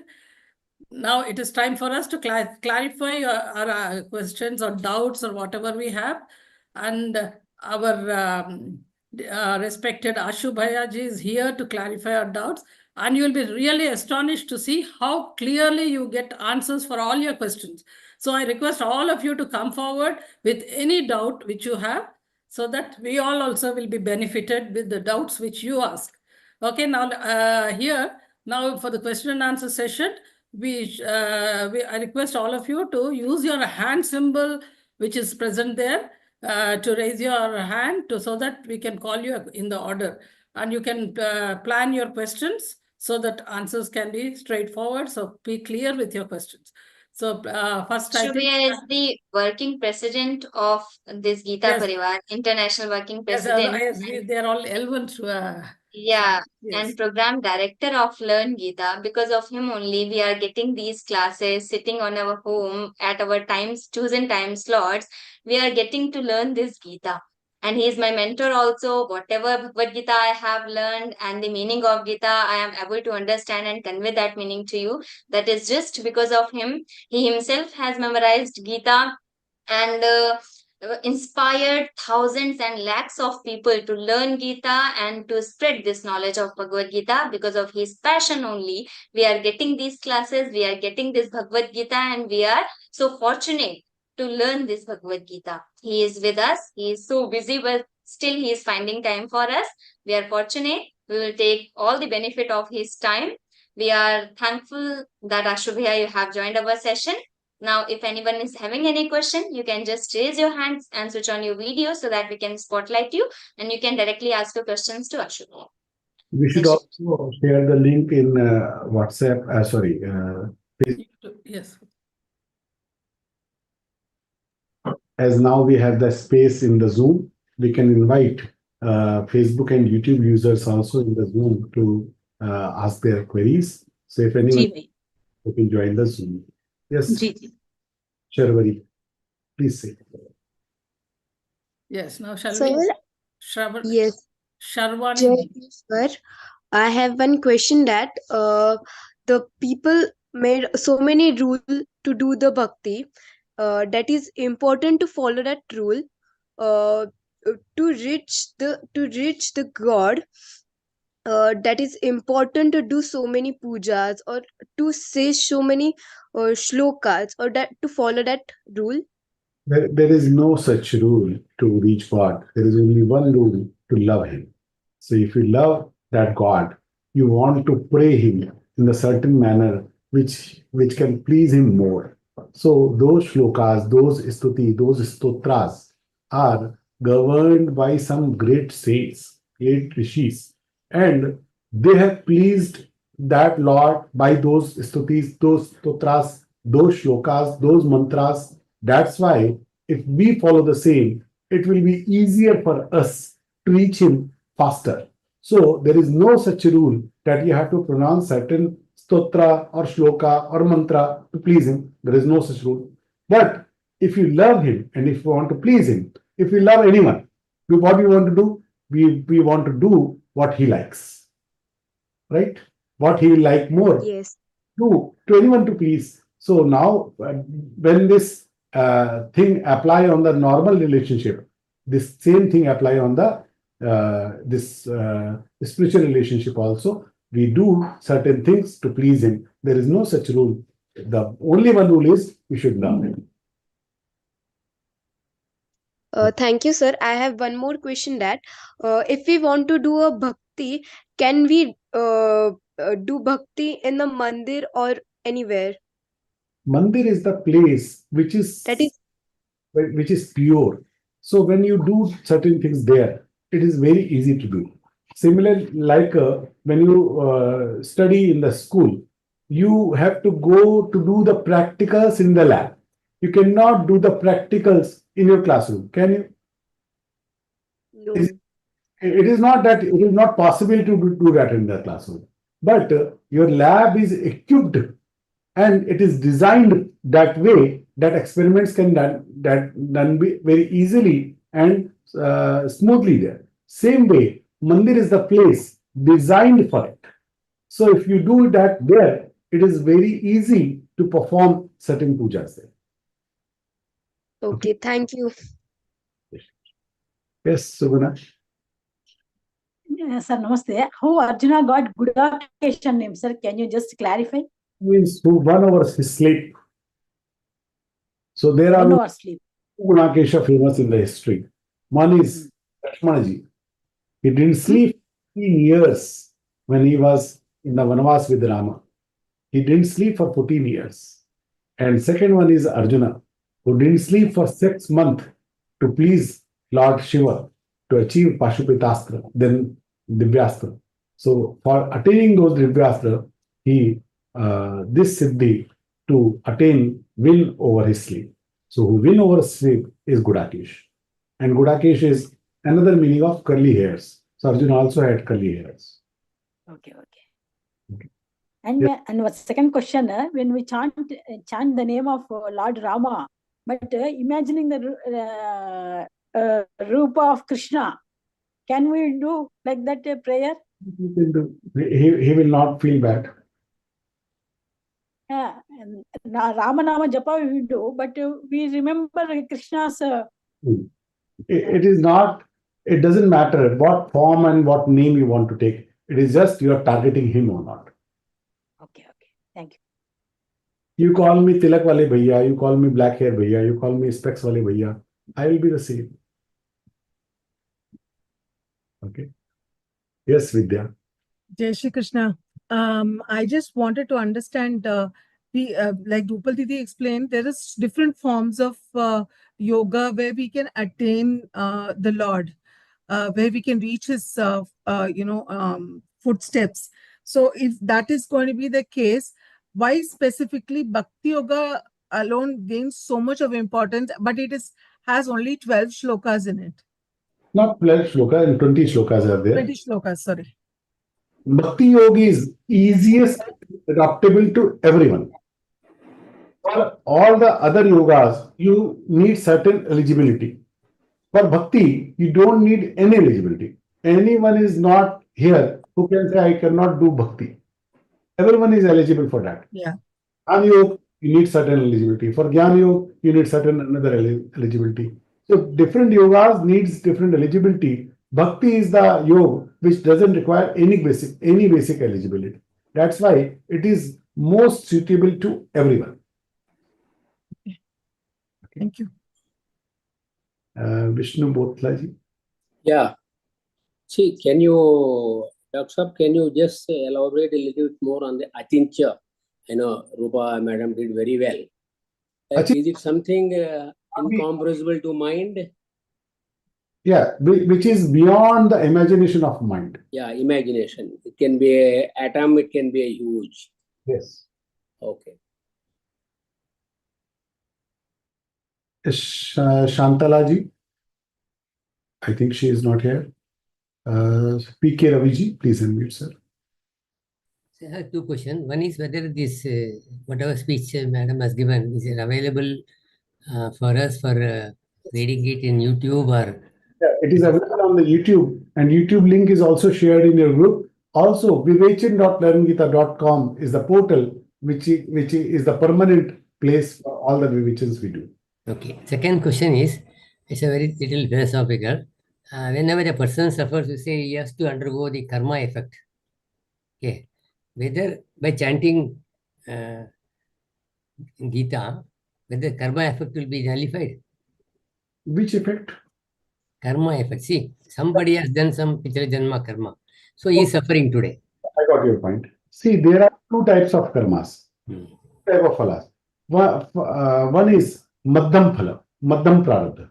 Maddham Prarabdha can be superseded by karmas, by this life karmas. But Tivra Prarabdha, that has to be faced. That cannot be eliminated by this life karma. Two type of Prarabdha. So one type of Prarabdha get eliminated with the Tirtha Snan, with the Dana, with the japa, with the good karmas, we can eliminate those karmas. But tivra prarabdha, everybody has to face. That cannot be avoided. Okay. Vinay Thakurji. Radhe Radhe, sir. So I just want to know, in this eighth shloka, there is something called niveshya. Is it like meaning something like investing, or? Yeah, something like that. Yeah, right. Yeah, so buddhim, so where we invest our mind. So if now we are investing it on Lord Krishna That is for correct. learning this. So I hope that's what it means. It is I correct. just want to know that. Yes, yes, Umeshji. Anybody can ask the question in Hindi also. No problem. Umeshji. Radhe Radhe. Didi has spoken so well, explaining everything so beautifully. First of all, I thank you all that I am very lucky to be in this program. The yogs to achieve or connect to Lord and achieve that and connect to Yogeshwar. My question is, there is karma yoga, bhakti yoga, jnana yoga, and which are the other yogas, sir? Dhyan yoga. Which one, sir? Dhyan yoga. Dhyan. Okay, dhyan. Now, what I wanted to know is, sir, bhakti yoga is the easiest mark. But if I have worked on all yoga thoda thoda, because that's a part of my life that I have everything thoda thoda, so does that help, sir? If I keep proceeding. सामान्य रूप से ऐसे ही होता है कि हम थोड़ा ध्यान भी करते हैं, थोड़ा जप भी करते हैं, थोड़ा कर्मयोग भी करते हैं. ये बातें सबके जीवन में होती है. But we all have one yoga as a प्रधान yoga. One thing we have as our basic source of inspiration or basic inclination. So that one yoga is our pradhan yoga. All other yogas are the purak one. On the time to time, we try to do some dhyan also. We try to do some jap also. We try to do some good activities also. But the basic yoga that connect with your soul, that is one only. That cannot be all. Thank you. Radhe Radhe. Anandji, please unmute. Hello. See, I'm Anand. Yes, Anandji.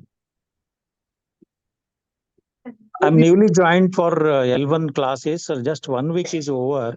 My question is that whenever we go for such programs of Krishna, the moment we listen to the slokas and Krishna's preachings, we come to a conclusion that we should surrender to him. We should leave our present samsaram and all that. But the moment the class is over, once again it takes back to our samsaram. The feeling of the preaching of Krishna is that come on the right path, learn the good things, you talk to other peoples and convey the good message to others and make the things possible in your life. Why most of the times for any individual, our mind is diverted only for the negative things rather than the positive things. See, it only gets diverted to positive things when we listen to such programs and such slokas and Krishna's preachings. When we go back, once again, see, most of the times I attend the class in the morning for 45 minutes.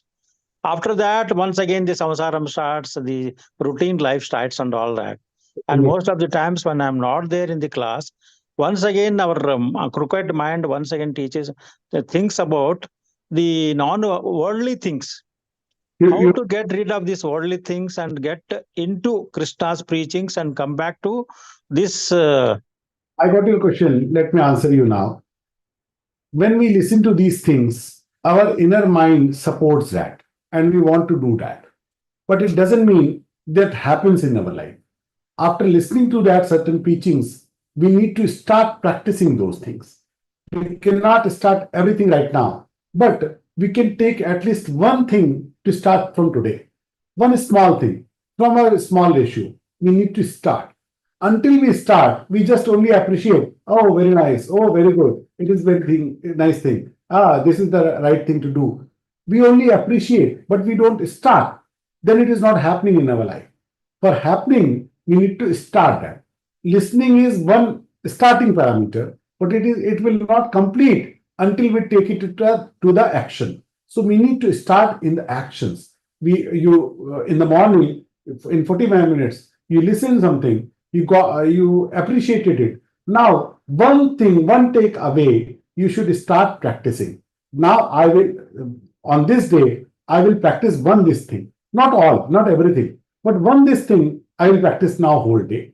This one practices will change your character, will change your brain programming, will change your complete effect. So, once you start practicing it, then those sutras which you have listened in so many interpretations and vivachans, those will apply in every practical aspect you will face in the life. That I have listened that in there, now I will do this. I have listened that in there, now I will do this. I will not reply this way, I will reply this way. I will not react this way, I will react this way. I will not start this thing that way, I will start that thing other way. So that will happen when you start taking those principles into the actions. So once you will do that, it will happen. Okay. Yes. Pankaj ji. जय Shri Krishna doctor sir. मैं बहुत ही beginner हूँ, इसलिए मेरे प्रश्नों का कृपया मुझे क्षमा करें। कोई चिंता ना करें, बोलिए। कौन सा भी श्लोक अगर शुरू करते हैं तो उसकी शुरुआत होती है परमात्मा ने नमः के बाद में श्रीमद् भगवद गीता, और इसके जो श्लोक चैंटिंग होता है वो सब गीत जैसा गाते हैं, सब अलग अलग ट्यून्स में। तो ये एक तो पहला सवाल है, श्रीमद् भगवद गीत है क्या? ये गीत है क्या? गीता का अर्थ है सॉन्ग। हाँ, तो इसका ओरिजिनल ट्यून क्या होना चाहिए? There is no such original tune. ये छंद है। छंद को हर छंद की अपनी कुछ राग होती है। ये जो हम गीता पढ़ते हैं, ये त्रिष्टुप छंद और अनुष्टुप छंद, दो छंदों में। तो इन दो जितनी भी राग में गाया जा सकता है, उतनी भी राग में हम गा सकते हैं उसको। इसलिए आप बहुत सारी ट्यून्स में उसको सुन सकते हैं। वो सारी ट्यून ठीक है, उसमें कोई गलत नहीं। जिसमें भी इसका शुद्ध उच्चार हो रहा है, जहां पर मात्राओं का लोप नहीं हो रहा, जहां पर कोई मात्रा ह्रस्व की दीर्घ की ह्रस्व नहीं हो रही है, वो सारी राग इसके लिए उचित, किसी भी राग में गाने से वही बात है। शुक्रिया, धन्यवाद। जय Shri Krishna. Mahesh ji. Good evening. This is Mahesh. Thanks for I'm part of this initiative, and hope you guys are enlightening many spiritual spirits. So I just have a question from the explanation. When the God says, "I'm the all the energy behind everything, and I'm the all the different rupas," right? So in Gudakesh, when Arjuna is praying for Lord Shiva for Pashpatastra, so when Lord himself is present in that yuga, so why he has to pray for the Lord Shiva? And what is the difference between Lord Shiva to Lord Krishna now? There is no difference in Lord Shiva and Lord Krishna. Basically, they are the expression of that Supreme Almighty. So you can call me jacket wale bhaiya, you can call me specs wale bhaiya, you can call me tilak wale bhaiya, you can call me Ashu bhaiya, you can call me Goyal bhaiya. I'll be the same one. It is a different expression how you like to pronounce me. Same way, in what name and what form I want to express that Supreme Lord in my thoughts. That is the thing happening. In chapter 4, Krishna said, it is only in Bhagavad Gita, no other scripture in the universe has this thing. But Bhagavad Gita, Lord Krishna says, Ye thamam prapadyante tastateva ujamem. Whatever name, whatever form you want to call me, I am there with that. So he doesn't insist you to pray him as a Krishna. He doesn't insist you to pray him as a Shiva also. You can pray him with any name, any form you like.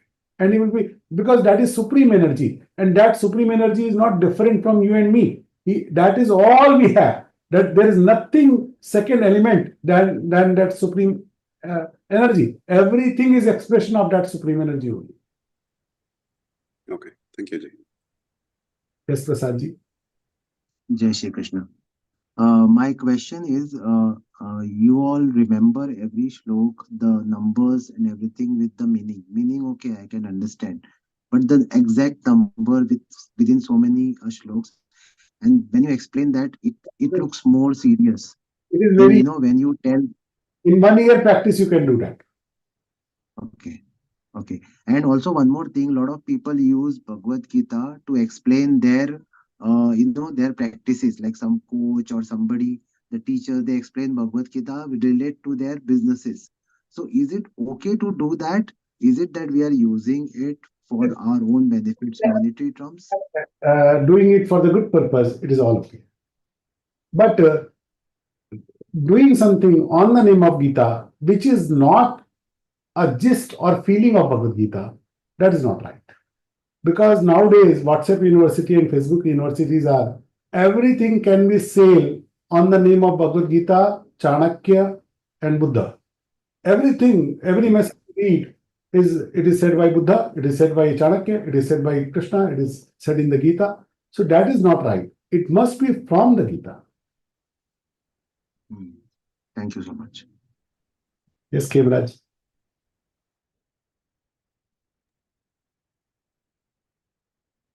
Please unmute, sir. You are not unmuted. Yeah. Jai Sri Krishna Bhaiya. Actually, I got my answer when you are explaining to others. But again, about third sloka, actually, we have to follow either Bhakti Yoga, Karma Yoga, or Jnana Yoga. So my concept, These four no, yoga, no. and Lord Krishna himself said, thousands and thousands of yoga. There is no limit. It is not only these four yogas are there. There My are concern is about Karma Yogi and Jnana Yogi. So Karma Yogi will be do karma considering the क्या बोलते हैं वो सभी वो कृष्ण परमात्मा जो मानते हैं वो इच्छा वो सिद्धांत है। जब मेरी कर्तापन का भाव नहीं है और मेरी फल इच्छा नहीं है, मैं कर रहा हूं, मेरा फीलिंग नहीं, और इस कर्म का फल मुझे प्राप्त हो, इसकी मेरी इच्छा नहीं है, तो जो कुछ मैं करता हूं वो कर्मयोग। सो उनको भी दर्शन देते हैं भगवान? बिल्कुल देते। तुलाधार वैश्य की कथा आती है महाभारत में। वो केवल अपना काम ईमानदारी से करता है और सब कामों को भगवान को अर्पण करता है। भगवान के दर्शन हुए। बस Khemraj ji. Good evening sir. मैं प्रश्न पूछने के लायक तो नहीं हूँ, मगर कुछ जिज्ञासा जानना चाहता हूँ। कुछ जिज्ञासा है, क्या ये भक्ति योगा जो अद्वैत दर्शन का डेस्टिनेशन में पहुंचा सकते हैं? ये जो भक्ति योगा, मेरा दूसरा जिज्ञासा है। सिस्टर रूपा ने कहा था कि we are learning for happiness, but I was thinking I am learning for the realization the truth. Happiness and sadness is appearing based on our thought, how we are thinking and how we are thinking. That I mean that the same thing, sometimes it is for happiness for one person, and the same thing it is sadness for other person. I got it. First question you ask कि भक्ति योग से अद्वैत पे पहुंच सकते हैं क्या? Can भक्ति Yes, sir. make us reach to Advaita? The thing is, when you complete that journey, everyone who reaches there by Bhakti Yoga, Jnana Yoga, Karma Yoga, Dhyana Yoga, any other yoga, it is same. Like if you are traveling from Mumbai to Delhi, you are traveling by road, you are traveling by train, you are traveling by sea, or you are traveling by air, you are traveling by foot. It doesn't matter how you are traveling. When you will reach to Delhi, for everyone Delhi will be same. So once you realize that Atman, you realize that Paramatma, you call it moksha, you call it nirvana, you call it kavali, you call it bhagat prapti, you call it atma sakshatkar. The feeling of experiencing that God is same. From it is the same. That's why Adi Shankaracharya Bhagwan, who was the propagator of Advaita Vedanta, in last period, he wrote all the Bhakti Astakam, Krishnastakam, Gangastakam, all the Astakam of Bhakti Sutra is propagated, and he propagated it so beautifully that no after him can do. Yes, correct. He was the main propagator of Advaita Vedanta. And he wrote, Yes, sir. he wrote Ganga Lahari, he wrote Krasnastakam. Okay. Yes. Got it? Okay, sir. And second, my second jigyasa, sir, that the realization, happiness, and then the sadness are not the same thing. The happiness you are talking about and the happiness stated in Bhagavad Gita is not same. The happiness you are talking about is the materialistic happiness, something you get from the person or situation. You understand this happiness, but Bhagavad Gita talks about eternal happiness. That happiness doesn't get affected by the thing, person, or the situation. One second, sir. That is the ultimate happiness. Right, sir. Thank you, sir. Thank you. Thank you. Harish Kumar. Jai Shri Krishna Maharaj. Yes, please say. Jai Shri Krishna Maharaj. Yes, please say. Actually, my question is, Krishna Bhagavad Gita says like, Tena vapi tranopi na chalati, like that shloka. I need to understand regarding that, because everything is did God. What is the part of our man? How can we? Happening with his power, not his will. Like you give pocket money to your children. With that pocket money, you suppose that he should utilize it for the good thing only, right?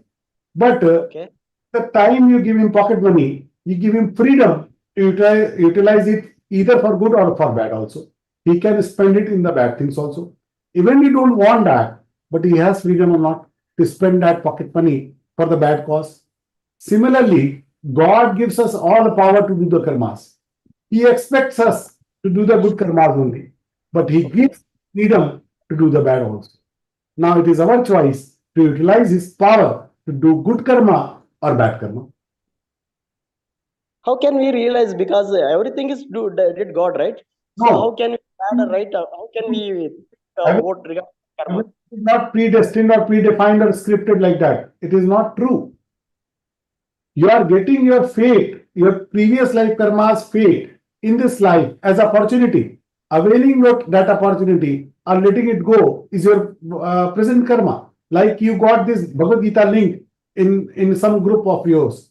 That is opportunity from your previous life punyas. But now I will join this class or I will let it go. It is your Vartaman karma. It is your present karma. Okay. Got the point? Okay. Thank you. Meena ji. Hello, Guruji. Jai Shri Krishna. I have two doubts. So one is, some people say our pap punya all depends on our previous janma. No, it is not true. It is limited true, not whole true. Okay, so yeah, I feel like some people say all the karma, like all the pap punya, whatever we do in this janma itself, so those will we need to pay for that pap and punya sins, and we'll be either getting benefited or we'll be getting punished. So which is true out of this? No, nothing is true. It is all mixed for the wrong expression of. See, Okay. karma. And we get three type of results for that karma. One is instant result. I did something and you replied me back. Instant fall. Now I did something and you didn't reply, you couldn't reply immediately. You took some time of 1 year, 2 years, 10 years, 50 years in this life, and you replied. That karma also paid later. And something happened between us and you couldn't reply to me in this life. Then you and I met after 70 life or 120 life or 10,000 life or 1 lakh life or 10 crore life. After certain life we met and then we repaid it again. It is prarabdha. It is our fate. So whatever we are getting, it is result of our karma only. It can be instant, it can be later, or it can be in next after so many lives. In this life, we behave or we do our business with thousands and lakhs of people. Now, again we are not going to meet the same thousand and lakhs of people in next life. We may meet him next or after 10 crore of life. So we have to think with that business, the unfinished business with that person when we will meet again in some life. What's the point? Okay, understood. Not the only purpose of the life to clear out the fate. You can clear out the fate, that is one part. Now you can do the new karma and you can do the fresh karmas to collect the more punya or papa, more fortunes. Okay, so we can also nullify this karmas if we like by doing some Fate, dan. which is there. One is Madhyam Prarabdha. Madhyam Prarabdha can be nullified by your Vartaman karma, present karma. But Tivra Prarabdha cannot be nullified by your present karmas. That you have to face. Like you, Okay. the great saints also have the cancer in their throat, Ramakrishna Paramahansa. So he couldn't nullify that cancer with his present karmas. That was a Tivra Prarabdha. He has to face it. Okay, so how to know which is the No. we can't. There is no way. We can do certain punyas. We do tirthayatra, we do japa, we do dana. So by that karmas, we already nullify our madhyam prarabdha. Okay. Understood. My next question is, I've seen like many people do the self-hurting, like suicidal attempts or suicide. So after our death of our life, some say the people, especially who do the suicidal attempts and all, they either go to Nark or Swarg. So, like what kind, and the people who comes alive out of the suicidal attempt, so how their life is going to be, like how have to they face the consequences in both cases? That suicide goes fail, that then it is going to happen nothing. But if he committed his suicide, then he is going to face a big punishment for that. That is a vidhana. So he goes to Preta Yoni. Whoever commits suicide, he has to go to Preta Yoni. And he has to face so many penalties for that. Because Lord has blessed us with this human body. We cannot disobey that, or we cannot dishonor.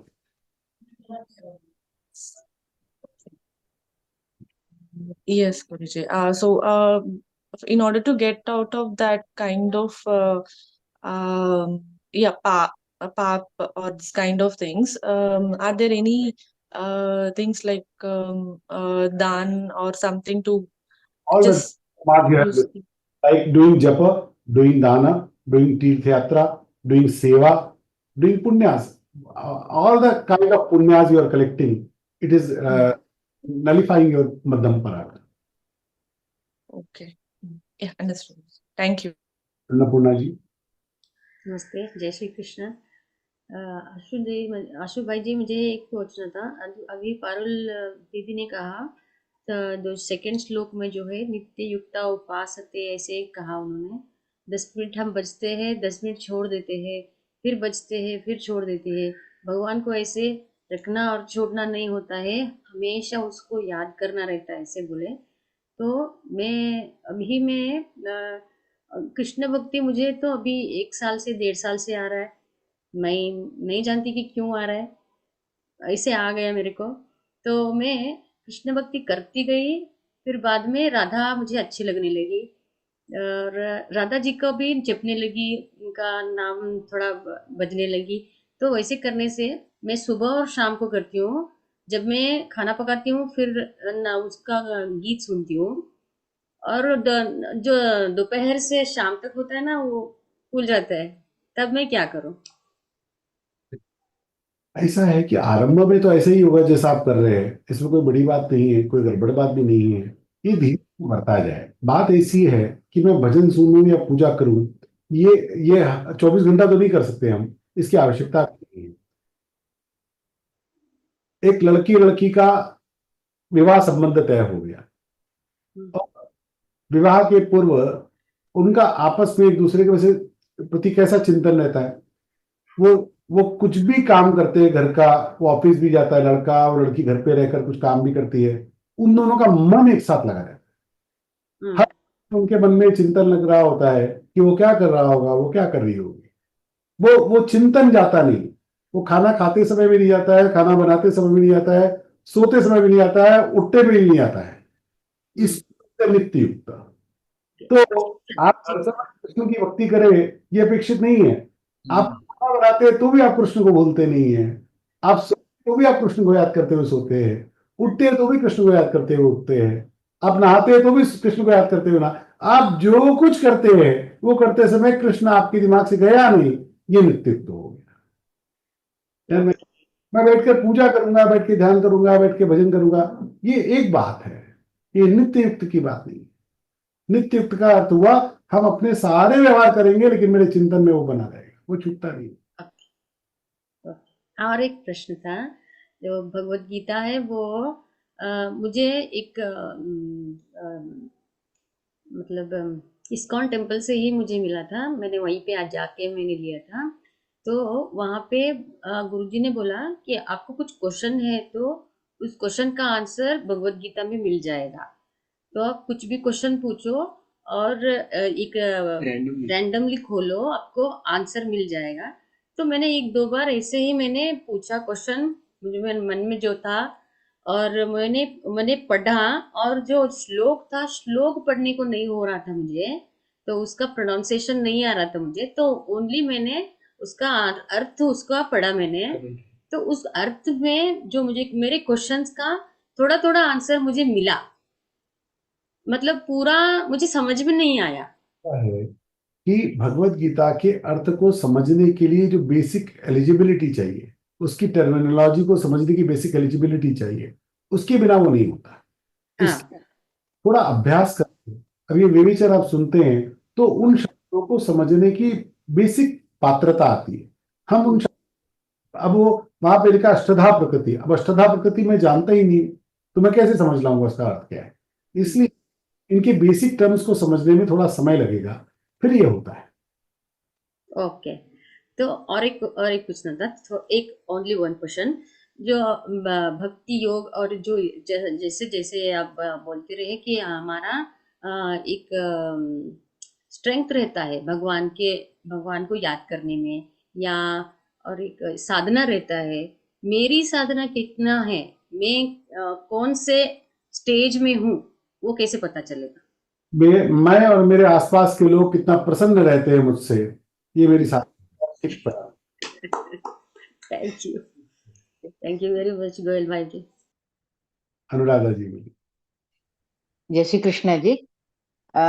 मेरा ये सवाल है कि जैसे हम बहुत सारे प्रांतों से घूम घूम के आए हैं, तो कहीं गुजरात गए हैं तो वहां पे कृष्ण, कहीं आंध्रा गए तो वहां पे राम, कहीं और ऐसे जैसे कहीं हो गया शिव जी के, अब जैसे छत्तीसगढ़ में है तो यहाँ शिव जी के अभी सावन में चल रहा है। जैसे अभी रुद्राभिषेक हो रहा है तो मैं मान लीजिए एक को पकड़ नहीं पा रही, मुझे पता है कि सभी नाम एक ही का रूप है, अलग अलग रूप है, अलग अलग नाम है, तो मैं एक को कैसे पकड़ के जाऊं? अभी हमारे नेबर्स हैं, जैसे बोले कि रविशंकर जी के यहाँ क्रिया सुदर्शन क्रिया में आना चाहिए, आपको करना चाहिए, अच्छी बात है, गलत रास्ते पे नहीं जा रही हूँ, लेकिन मेरा सवाल है मैं एक ही को, अभी जैसे अपन लोग हैं, ये परिवार है, कृष्ण मतलब अभी अभी आप जैसे बोले कि नहाती हूँ तो भी कृष्ण, खाती हूँ तो भी कृष्ण, एक जैसे सबरी राम के बारे में ही करती रही, वैसा कर नहीं पा रही हूँ मैं, मतलब भटक रही हूँ ऐसा लगता है मुझे। समझ के उत्तर देता हूँ। जीव देवता का होना बड़ा आवश्यक बात है। मैं श्रावण मास में शिव जी की भक्ति करूं, जन्माष्टमी पर कृष्ण भगवान का उपवास करूं, नवरात्रि में देवी की उपासना करूं, गणपति पूजा भी करूं, इसमें कोई गड़बड़ नहीं है, ये करनी चाहिए। लेकिन हमारे जीवन में हमारे एक मुख्य इष्ट देवता होनी चाहिए, जिस भगवान को मैं अपना मानता हूं। मैं सबसे दुखी हूं तो मैं उनको याद करता हूं, मैं प्रसन्न हूं तो मैं जाकर सबसे पहले उनको बतलाता हूं। बाकी देवी देवताओं की उपासना सामयिक करना, लेकिन उस देवता से, उस भगवान से अपने मन को लगाना, आपकी शरण मुझे आना है। मैं सबकी शरण नहीं हो सकता, हम पूजा सबकी कर सकते हैं, शरण होना सकता। इसलिए मैं किसकी शरण हूं और मेरा मन किसके चरणों में सबसे अधिक लगेगा, जहाँ पे मैं शरणागत हो सकती हूँ, ये अपना सबका व्यक्तिगत होता है। मेरे राम जी हो सकते हैं, आपके कृष्ण हो सकते हैं, किसी के शिव जी हो सकते हैं, किसी के नारायण हो सकते हैं, ये सबके अलग अलग हो सकते हैं, लेकिन जिसके जो हो उसकी श्रद्धा उसी में होनी चाहिए। और भगवत गीता पढ़ते समय सुविधा ये है कि भगवत गीता कृष्ण के बारे में नहीं है। नहीं है। व्यास जी ने महाभारत लिखी तो 1,00,000 श्लोकों में जहां भी कृष्ण भगवान का संबोधन आया, व्यास जी ने लिखा केशव उवाच, वासुदेव उवाच, कृष्ण उवाच। सिर्फ भीष्म पर्व के 25वें अध्याय से 42 अध्याय, ये 18 अध्याय, इसके केवल 700 श्लोक, 1,00,000 में 700, उसमें जहां पर भी भगवान बोले, श्री कृष्ण भगवान बोले, वेदव्यास जी ने कहा श्री भगवान उवाच। इसका अर्थ यहां पर जब वो बोले तो कृष्ण बनकर नहीं बोले, वो भगवत स्वरूप होकर बोले। और इसलिए जिसके इष्ट राम जी है उसके लिए गीता राम जी बोल रहे हैं, जिसके इष्ट शिव जी है उसके लिए गीता शिव जी बोल रहे हैं, जिसके इष्ट दुर्गा जी है उसके लिए गीता दुर्गा जी बोल रही है, और जिसके इष्ट कृष्ण है उसके लिए गीता कृष्ण बोल रहे हैं। ये बात एकदम स्पष्टता से ध्यान में आनी चाहिए।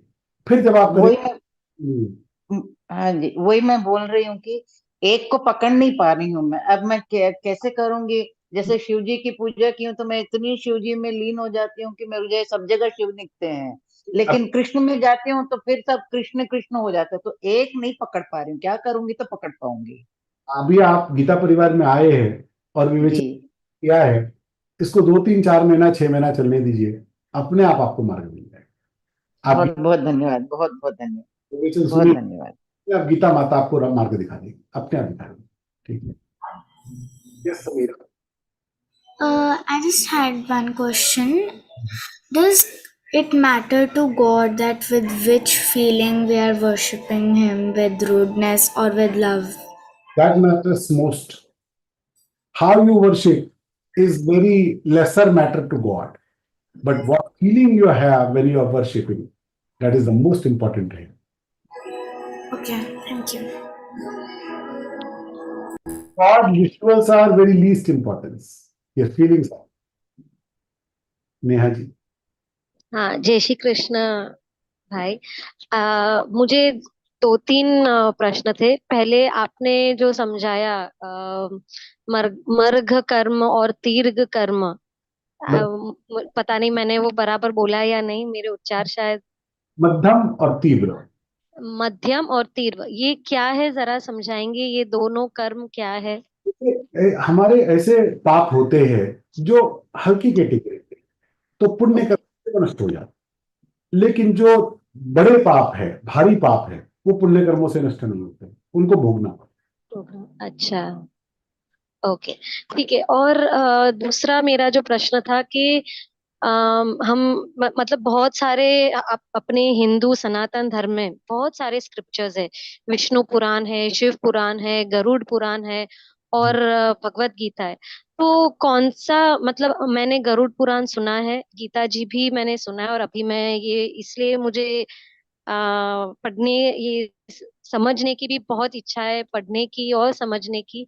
तो इन सब में कौन सा सबसे महान या सबसे मैं गीता शास्त्र पढ़ा, एको शास्त्रे गीता पढ़। रामानुजाचार्य भगवान ने कहा कि जब एक ही भगवान का चिंतन करना हो तो कृष्ण करो, एक ही शास्त्र का करना हो तो गीता का करो। गीता कर्तव्य कि मन ने शास्त्र विस्तर ही, आदि शंकराचार्य भगवान कहते हैं। एक गीता जी कर लिया तो अन्य शास्त्रों को पढ़ा या नहीं पढ़ा अंतर नहीं पड़ता, क्योंकि सभी शास्त्रों का सार भगवत गीता है। वेदों का सार उपनिषद और उपनिषदों का सार भगवत गीता, ऐसा सब आचार्यों ने बतलाया। इसलिए भगवत गीता पढ़ ली, फिर कुछ अन्य नहीं पढ़ा तो बाकी नहीं रहेगा, लेकिन बाकी पढ़ा तो कुछ रहा कि नहीं ये निश्चित बात नहीं है। इसलिए भगवत गीता को पढ़ लिया तो इससे ज्यादा उपयोगी कुछ नहीं। सेठ जी जयदयाल जी गोविंद, जो कि गीता प्रेस के संस्थापक थे, उन्होंने जब गीता की भूमिका लिखी और मैंने पहली बार उसको पढ़ा, आई वॉज थ्रिल्ड।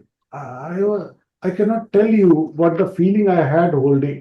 मेरे हाथ में भगवत गीता है।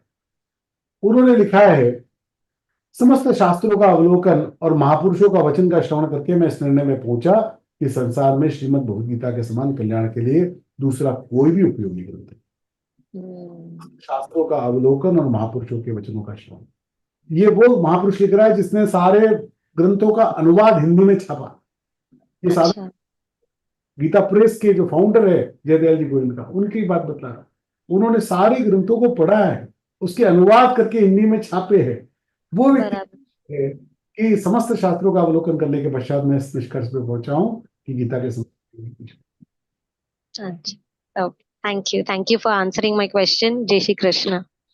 Gita Namaste. Jai Shri Krishna. I'm speaking from London. Last week when I was introduced to the session, I was told that Saturday and Sunday we will be given a lecture on how to adopt Gita in our life. So that pleased me very much. My simple question is, how to adopt Gita in our day-to-day life to get closer to God? Whatever you have listened to today, you must have like one or two takeaway for you, that this I can do, this I should do, this I want to do. That takeaway you have to apply in the actions. That today, after today, I will try to reduce my anger. After today, I will try to make more dana. I will try to be more humble towards everybody around me. So one takeaway I can take every week, and I can try to practice it for a whole week. That way, we can adopt Bhagavad Gita in our life. Thank you very much. You have answered it very simply. Jai Shri Krishna. Thank you. Yes, Usha ji. Yeah, Jai Shri Krishna sir. Thanks for the wonderful session. I have just two questions. We are practicing Gita, or else we are praying the God. Then we have many background daily routines and daily things. We can't concentrate on some, like we'll praying Rama Rama or Krishna Krishna, anything, but we'll having the background disturbances of our daily life. How to get rid of that and concentrate on one thing, anything, the sound or else the preaching. In starting, it is all right to do something and cannot concentrate 100% on it. It is all right. It is the way to do that. First time when you ride the bicycle, you cannot make it 100% perfect, can you? No. You disbalance so much. Sometimes you forget pedal, sometimes you forget brake, sometimes you cannot balance it. It happens. It is not possible that I will learn the riding bicycle first, and then I will sit on the bicycle and I will ride the perfectly on the first time. It is not possible for anyone. Is it possible? The same way we are doing bhakti, it is not possible that we will do it with a 100% concentrated mind in the starting. So in the starting, we are doing it and our mind is going here and there. It is very natural. It is very normal. Don't worry much about it. But we should try to practice to take it back as soon as we get attention. Oh, my mind goes there. Okay, come here. Let it back. So we should try to concentrate back and back and back again. Then after a certain period, our concentration will improve. Other than this, the Dhyana Yoga, that helps improves your concentration. The more intensive, intensive you get in the bhakti, your concentration improves. So this is the way. And when you learn Bhagavad Gita, these mantras make effect on your thinking and your mind. So reciting Bhagavad Gita in the pure manner will definitely give you that power. Okay.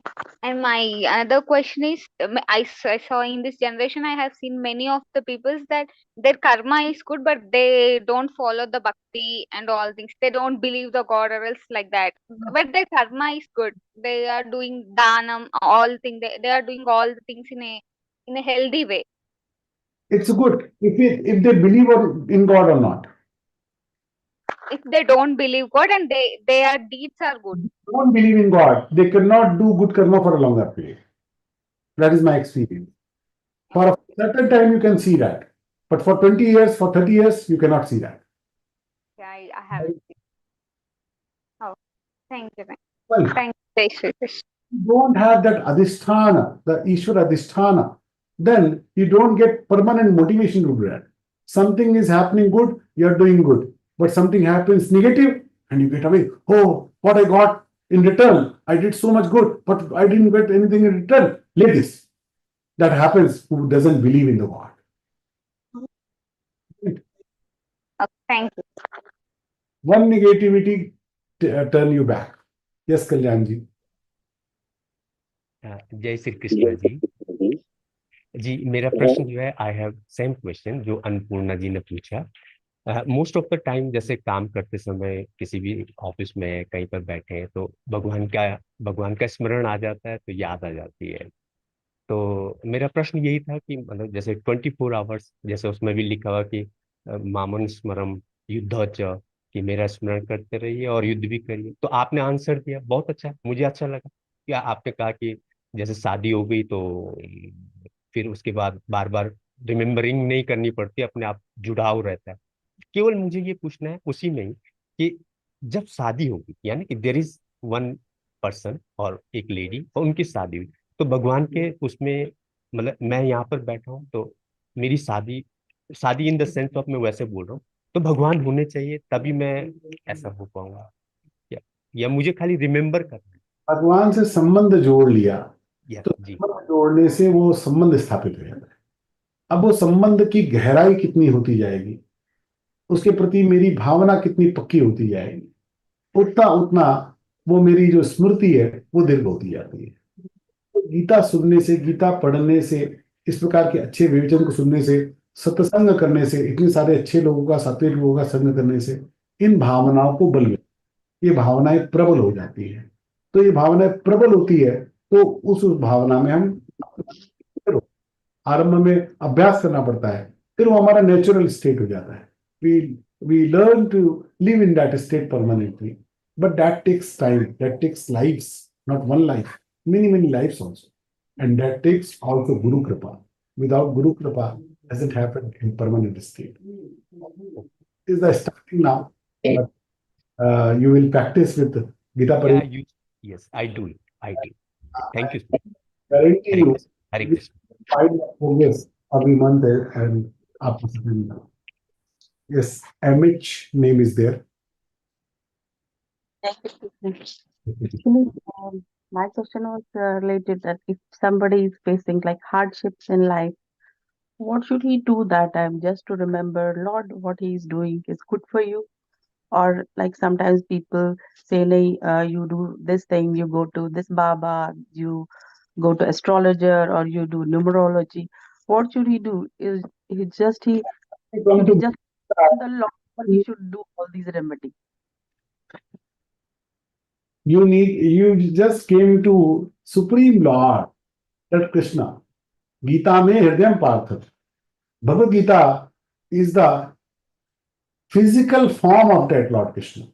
So once you got that physical form of Lord Krishna, now you don't need any Baba and astrologer to solve your problems. See, you said if I am in some hard state and some hardship, we should also remember who is not, whose life is free from those hardships. There is no life, there is no person. कभी सुख है कभी दुख है, इसी का नाम जीवन है।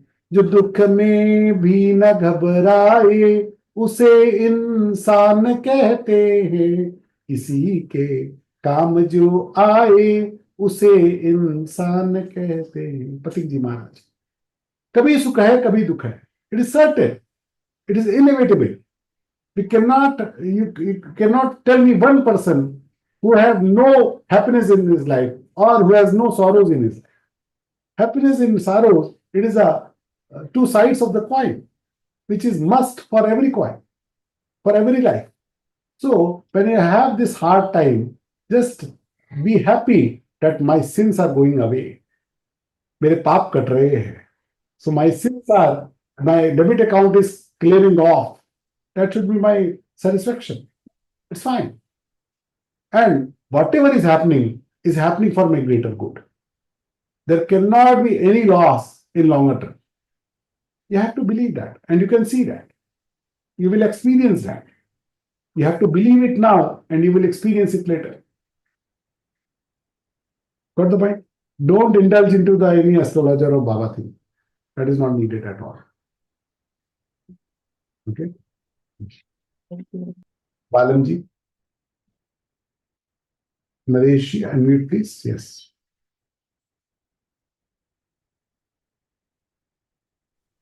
Yeah, I cannot listen to you. If I have hands free, please remove.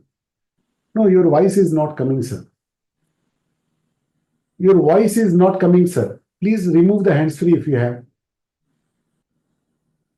No. I should. Hello, sir. I should. Hello. Wait, Anita ji. I should. Again, sir, pranam. Anita ji, please wait. Naresh ji, I am sending you in waiting room and taking you back. This thing will enable your audio. Yes, Anita ji. Anita ji, please unmute. Yes. Hello, हाँ sir, जय श्री कृष्णा। मैं class 9 में भक्ति योग गीता पाठ करता हूँ। मैं कृष्ण का एक भक्त मानता हूँ। मैंने every moment I see his laughing face in every work. I see his laughing face, but I am a school teacher. भगवान का गुणगान माने गुणगान करना तो हमारा कर्तव्य है, मगर हमारा स्कूल में मैं हमारा स्टाफ को समझता हूँ, मगर वो मुझको माने कमेंट करते हैं, हंसते हैं मुझे देखकर, मुझे अच्छा नहीं लगता है। Example, I am a vegetarian, but हम उसको समझता है वेजिटेरियन होने चाहिए, मगर वो सब नॉन वेजिटेरियन है। मुझे लगता है मैं सम्मान को पाखरे छोटा मन करता हूँ। I got your point. Please listen. हमको भगवान ने अपना रिमोट कंट्रोल दिया है, दूसरे का रिमोट कंट्रोल नहीं दिया। We have power to change ourselves only. We don't have any eligibility or power or authority to change anyone. We can suggest anyone if he wants to listen. If one doesn't want to listen, if you don't want to listen, I can make any advice to you. I cannot answer anything to you. If you want to listen, then only it is my eligibility to speak to you, to reach to you. So if you don't want to listen, I should not advise. So you don't need to advise one who are not wanting to listen to you. Second, मैं हमारा भगवान के लिए दुख लगता है मुझे। आप अपने दुख के लिए दूसरे को दुखी मत करिए। हाँ, आप अपना दुख अपने से रखिए ना, आप दूसरे को क्यों दुख देते हैं? भगवान से प्रार्थना करो, भगवान उसकी बुद्धि बदलेंगे। आप मत पड़ो बचरे में। That will change nothing and it will give you trouble. आपको मन में बहुत दुख होगा। You are going to feel so much pain in your heart. Nobody is going to listen to you. Nobody is going to change according to you, and you are going to feel the pain. Why you are doing it with yourself? It is not needed. You should not do that. I have no authority. If I consider something good, I have no authority to force it on anyone else. No Lord or no scripture advises to do that. So we should not do that. It is not needed. It is unnecessary pain I am indulging on myself. So I should not do that. I should practice what I believe, and I should respect what I believe. I should be firm what I believe, but I don't need to force it on anyone else. That is not needed. And don't care if they laugh or not. It is not matter. सबसे बड़ा रोग क्या कहेंगे लोग? Don't worry about it. Practice your dharma, practice your beliefs as you want. Thank you, sir. Thank you. Suchitra ji. Namaste ji. Jai Shri Krishna. I have two questions. One is, now I'm new to Gita classes. This is my first time. I don't know how to take notes. I've been just jotting out whatever points. Rupal ji, this thing class mein abhi just now. So that is one question. How do I take down the notes? Because it's quite difficult. Each word is so detailed, and you don't need. You cannot write one each and every word, and that's not needed also. You can take the points you want to, and other than him, you will also get the PDF of this Vivechan point wise in your group after 1-2 days. So that will also help you. The point you should take in your notes is for your own take, whatever you are liking. don't try to write down all the lecture. That is not going to help Whatever I understand, take from it, I can write down and short. you. Whatever, Okay, my second question is, thank you so much. My second question is, Lord Krishna is Sarva Antaryami. So this thing is, he decides everyone's karma, fate, everything. he doesn't. So He doesn't. why do you say that? Because he is Sarva Antaryami and he is God.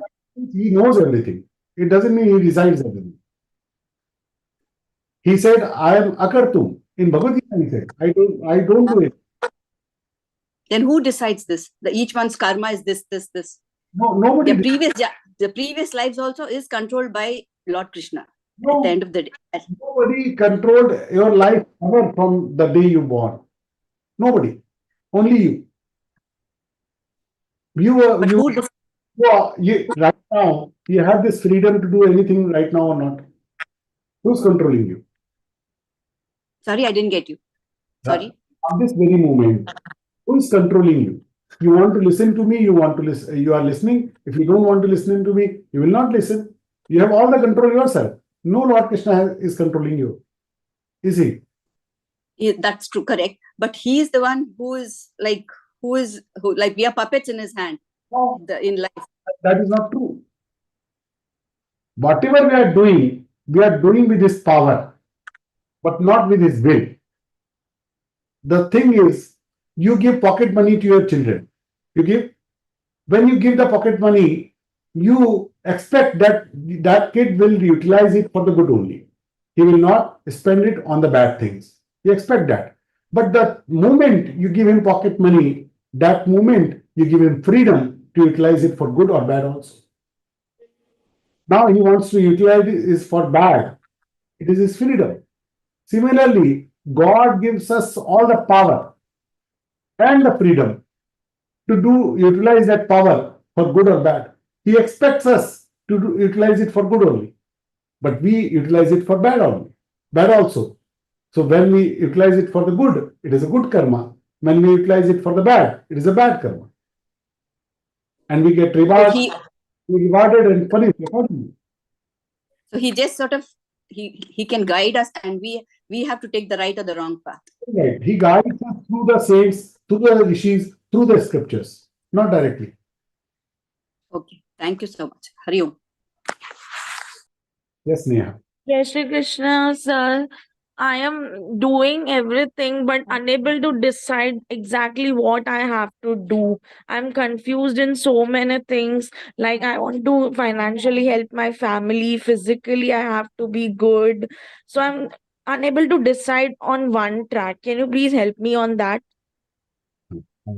Your thing is very right. We have the life with multiple aspects. Everybody has the same. Not you only. Everybody has to take care of their health also. Everybody has to take care of their finances also. Everybody has to take care of their loved ones also. So, okay. But it doesn't mean whatever you want, you will get. Yes, true. That is all fine. You want to do, that is all fine. But you will get it. That is not certain. That you cannot. That cannot be secured by anyone, even not by the Prime Minister or the President. Yes. Modi ji is the greatest Prime Minister we had. But he cannot achieve everything he wants, can he? No. Got the point? So, I mean, you can have your wishes, but these wishes are not going to get fulfilled according to you. Karmanyeva adhikaraste ma phaleshu kadachana. You have all the eligibility to do the karma. Karmanyeva adhikaraste.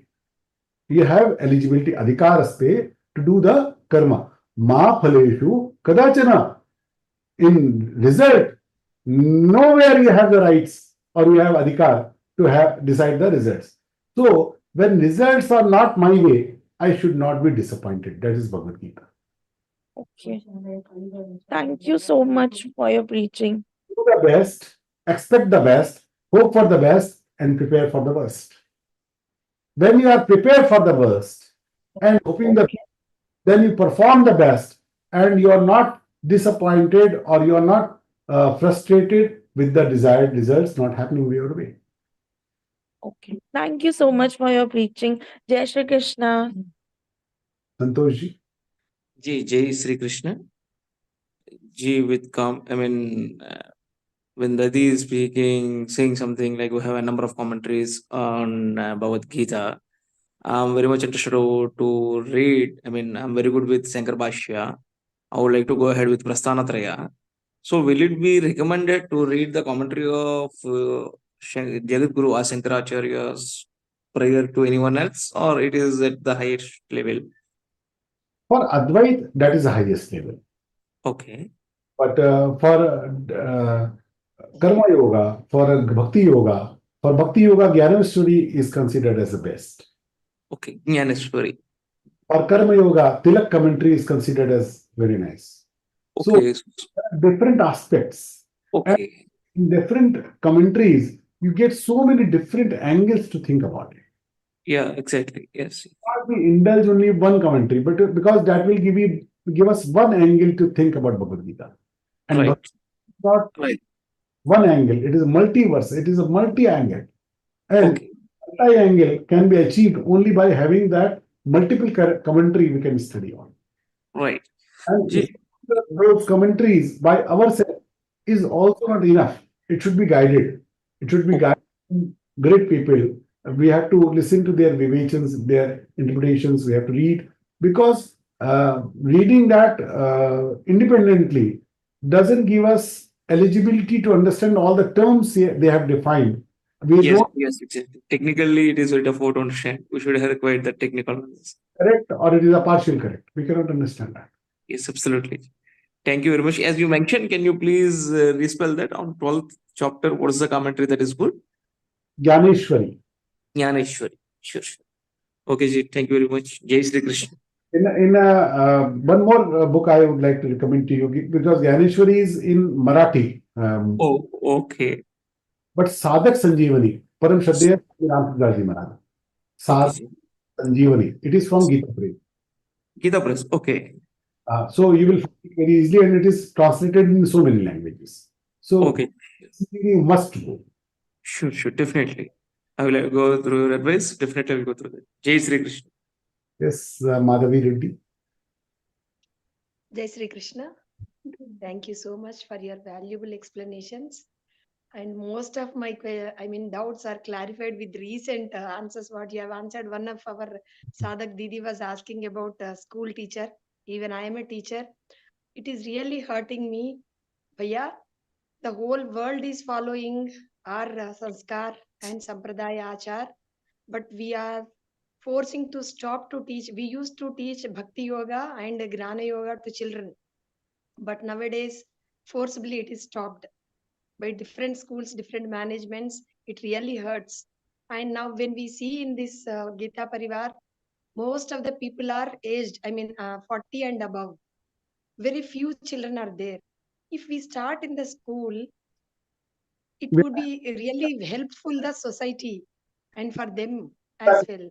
For the schools and institutions, we have around 200 schools attached with Learngeeta, and groups.learngeeta.com is the portal for the school. Groups.learngeeta. We customize the classes for the schools, and we have 200 schools currently running with us. And right now, in this batch, 9,000 kids taken the admission in kids special batches. So don't worry about it. Swamiji is working hard to make it reach to every home, every kid, every next generation. And Gita Pariwar is trying for that. And you can be part of that, propagating it. It is selfless work. There is nothing we require it in back. You can join this selfless work and you can be part of it. So nice, Bhaiya. And one more thing is that you were telling about this. One of our sadhak only was asking about always chanting or being with God. I used to chant many shlokas and stotras while doing cooking and while doing some household chores and all. Mechanically. Mind used to think something, mouth used to recite, my hand used to do some work. But since 2-3 years, I stopped all those. I don't know how it is. I remember all those, but still, I'm not doing it mechanically. By knowing the... Yeah. You should start that immediately, mechanically, no problem. That mechanically will turn someday intensively from your mind also. But starting mechanically is the only way. I just gave the example of riding bicycle. You cannot perfect your first ride. You have to start it mechanically only. I am trying to do that. When you forget, you try to remember it again. You try to remember it again. No problem. But now you have to do it as much you can do. If you are not doing it, it is always better to do anyway than not to do. But still, I mean, I'll be talking to God. I'll be sharing my happiness, my sad, my whatever the question, whatever it is. I'll be talking to Him. I'll be in touch and contact with the God. But I don't know. I was stopped. So you I advise me to start. think that will be more good for you. I think that. Thank you. Thank you. Jai Sri Krishna. Yes, Sriji. Jai Krishna, sir. Sir, actually, nenu baga mana Sanatana Dharma, I will give respect to Sanatana Dharma, and I am following of our Hindu culture. As my level best, I am praying the God. Recently, actually, I thought that, so why we need to become like everyone hand is there, Gita or any Ramayana or something? Because other religions are there very happily and proudly they bring with the dress and in Gita in their yes, they're giving their books. But why we need to go with proudly we can bring our hands in Gita or something.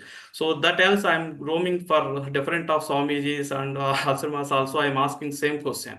So in the same time I'm searching. So how to inform to everyone to how we can come on one path for Indian Samskruti. In the same time I'm searching for the following in Facebook. I got it especially for our link. So recently I joined in L1 session. I'm very happy and I'm learning also because I don't know Sanskrit, but if that our trainer is given very well trained to us. And what happened in this almost that L1 session going to complete in the next week.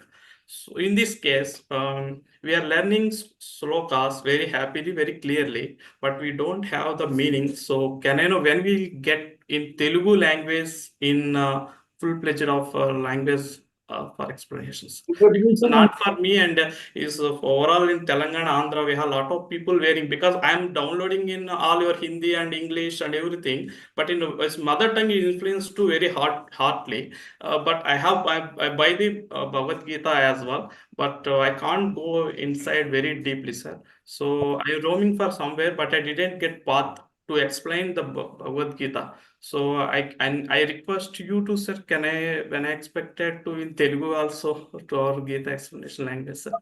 Point. We have all the languages request from the languages. They want Vivechan in Malayalam, they want Vivechan in Tamil, they want Vivechan in Gujarati, they want Vivechan in Marathi. Everybody wants, because the mother tongue connection is the strongest and the easiest. You have the fluency to understand and speak in your mother tongue. You cannot have that in other languages like Hindi or English. But right now, creating trainers for every language is rather so much easy task. But creating interpreters for Bhagavad Gita is not that easy. Yes, exactly.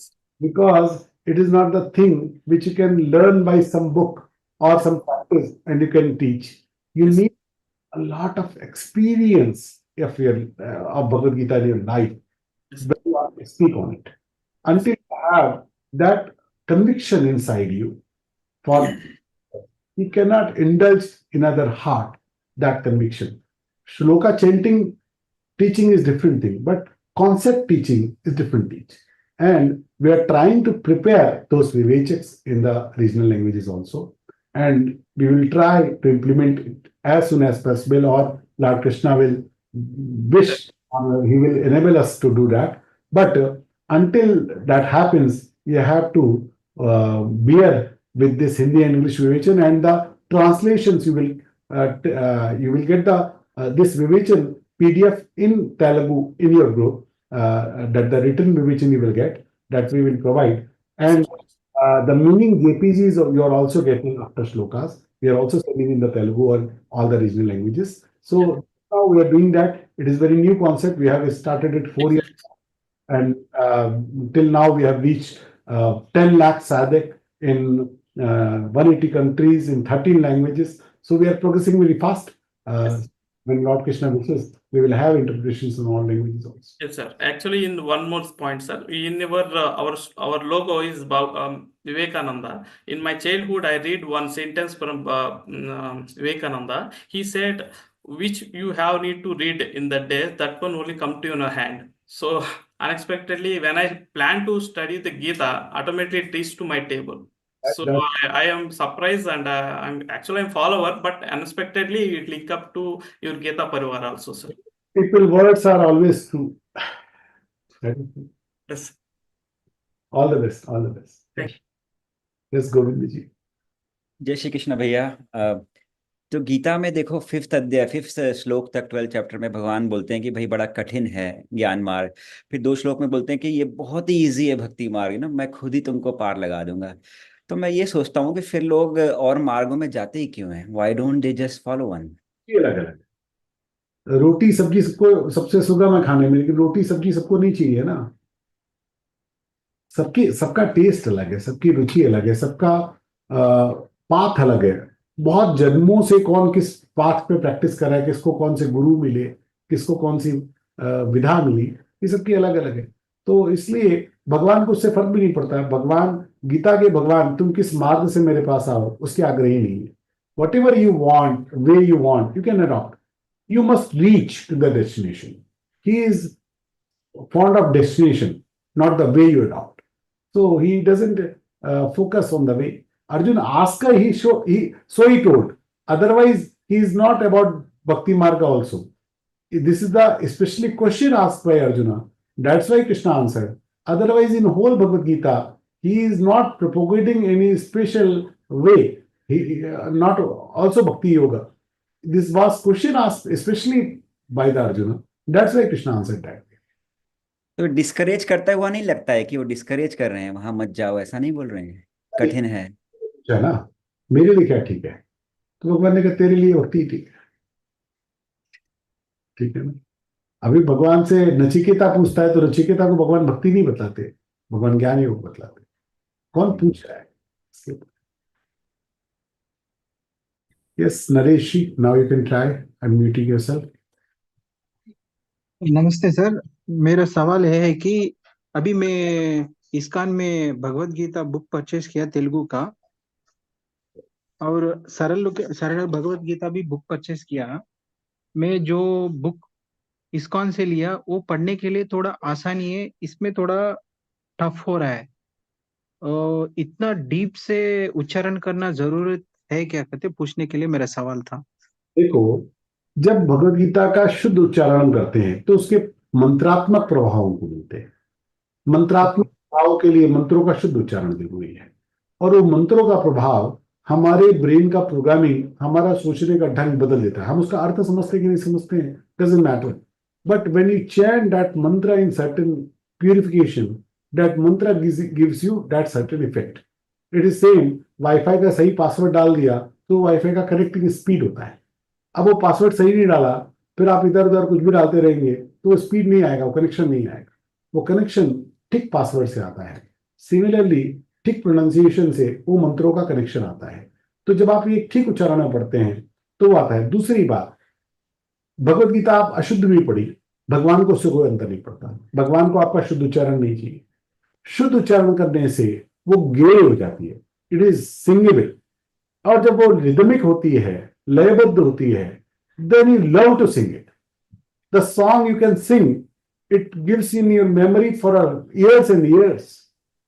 जो गीत आपने सुने, जो भजन आपने सुने, वो बचपन में सुने, आज भी याद है। जो प्रबोधन सुने थे, लेक्चर सुने थे, वो नहीं याद है। तो रिदमिक जो बातें आप लर्न करते हैं वो आपके माइंड में लॉन्ग टर्म के लिए स्टे करती है। मेरा एक सवाल है सर, मैं जब नॉर्थ में चाटिंग करता है ओम नमः शिवाय, हमारा साउथ में करता है ओम नमः शिवाय, जो डिफरेंस होता है ना वो उत्तर भारत में उच्चारण कम शुद्ध है। उत्तर भारत में अ का स्वर नहीं लेते। जैसे आपको भगवद गीता में भी हम सिखाते हैं तो एवं सतत युक्ता, ये सतत नहीं बोलते, सतत ऐसा बोलते हैं। सो एक स्वर लेके बोलते हैं, आ का स्वर लेके बोलते हैं। अगर सतत बोला तो त हलंत हो जाता है। It is a half ta. For full ta, you need to pronounce it with the a. Satata. Shivaya. Okay. If you say Shivaya, it is a half ya. Shivaya. Now it is a full ya. नहीं, हम pronounce करते ओम नमः शिवाय, ऐसा pronounce करते हैं, लेकिन north में ओम नमः शिवाय ऐसा प्रोनाउंस करते हैं. Shivaya is not the correct thing. Shivaya is correct thing. Okay, thank you.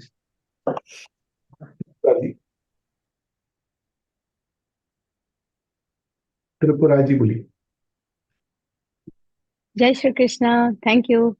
I have been learning a lot. Hopefully, it will stay in my brain. I was just after my retirement from the job, I have a lot of free time because when you're working and all that, so I couldn't do all these things that I'm doing today. But whenever I did the patient in the hospital or something, I always used to oh Bhagwan, please help me. I hope I don't find anything crazy on the person. I used to pray for the patient side and help me do the right thing for this. So that's how has been my practice. But slowly, I am, with the yoga and all that kind of stuff. I do different classes and all, with the Jivan began in Nepal, and I have kind of I have seen myself. I don't feel like going Nitya Puja, you sit in front of the Devi Devata and do. I have Puja Kotha where my husband does the Subaka prayer and all that. I change the water, everything, keep ready for him, but I just cannot it just doesn't happen. Why is that? I'm am I being bad? Okay. Why you are worried about it? When you feel I don't know, is it, am I doing something wrong? That's my thing. Not doing anything wrong. And when you will feel like that, you will automatically do that. It happens in the certain phases of life. We believe in something, or we get interested in something, or we get uninterested in something. It is a very normal course of life. It happens with everyone. It happened with me also. But you don't worry about it. You just go with the right teaching, like you are with Bhagavad Gita. You will automatically get where you should be. Just believe that he is watching you and he is handling you, and he will take you wherever you need to be. You just be on the follow your instincts, do the right thing. There was a great saint from Vrindavan. He was blind from the birth, and he is one of the greatest philosophers of this century, Swami Sharananand Maharaj. He used to say one very strong. He had given so many principles, the small fundas for the life, and he said one is very strong funda, that it doesn't matter what you could do, stop doing wrong. If you are controlling what you should not do and you are not doing, somebody asked, then who will tell us what is right or wrong? He said, whatever you believe is wrong, stop doing that. The most simple, nobody can deny that. He is asking you to read nothing. He is asking you to listen to no one. Whatever you know and whatever you believe is wrong, stop doing that. Somebody asked, will it get Bhagavad Prapti? He said, certainly. So stopping wrong is more important than doing something right. So doing rituals and doing puja, if you are not feeling that feeling inside you, don't indulge yourself forcefully. It is not going to give you anything. But when you will have that feeling, it will start automatically and you will love that way. You cannot imagine it. I'm telling it with my experience. I was so much against of this idol worship till I was 16 years old. And when I converted, I don't remember right now. But I converted by the time. I converted so much and I've flown in the way. Now I am so much into the worshipping and the rituals. So it happens in the life. Don't worry about it. Just go with the right way. Just involve yourself with the right activities. Like you said, you practiced yoga. Now you are practicing Gita. It is a very right way. So just keep forwarding yourself. Don't follow the crowd. Just follow the right thing. Thank you. And no, I used to do puja, subha, sam. I used to do that, but suddenly after this, doing the yoga, meditation, and all that, I just lost the interest of that. Like I don't feel like I have to go and sit there. I can't just sit for. It just hasn't happened. Where do you live right now? I live in Virginia. Virginia. Okay. So see, for these conditions, guru is very important. And that's why when we have guru in our life, this deviation in the path, this get controlled. So you must pray to God to give you a Sadguru. Okay. Thank you. And another question, like you know, like when we were little, we used to chant like Durga ka Srot and all that. But my dad taught us in a singing things because you know it's hard for us, our kids, to pronounce the Sanskrit. So so I am pretty sure I must be pronouncing wrong still now, but like they used to tell, oh, don't do the Sanskrit wrong, because if you do wrong, then you will have a wrong effect. Is that true? No, it will not have any wrong effect. Don't worry. Okay. But I'm so glad we are going to learn the right way to pronounce. There is a Chopai in Ramcharitmanas. He, Jimmy Balak kaha totari bata. If when a child speaks in a very utterly language in his kid's age, mother loves it. Mother doesn't ask that you cannot speak clearly, I will not talk to you. He is speaking very badly, but mother loves him. The same way God loves us. Even we are pronouncing wrong, He is going to love us only. Pronouncing correctly gives us more mantra effect.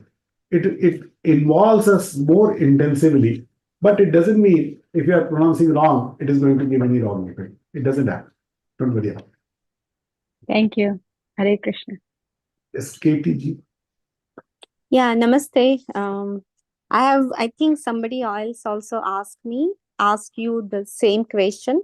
So, but I still didn't get quite understanding of that. So maybe I might be repeating the same question. So, the karmic account. So who kind of keeps track of the karmic account, that okay, past karma you might have done wrong, so the results are you are suffering during this lifetime. So who keeps track of that account, or the karmic account? Nature. The mother nature, you mean? Okay.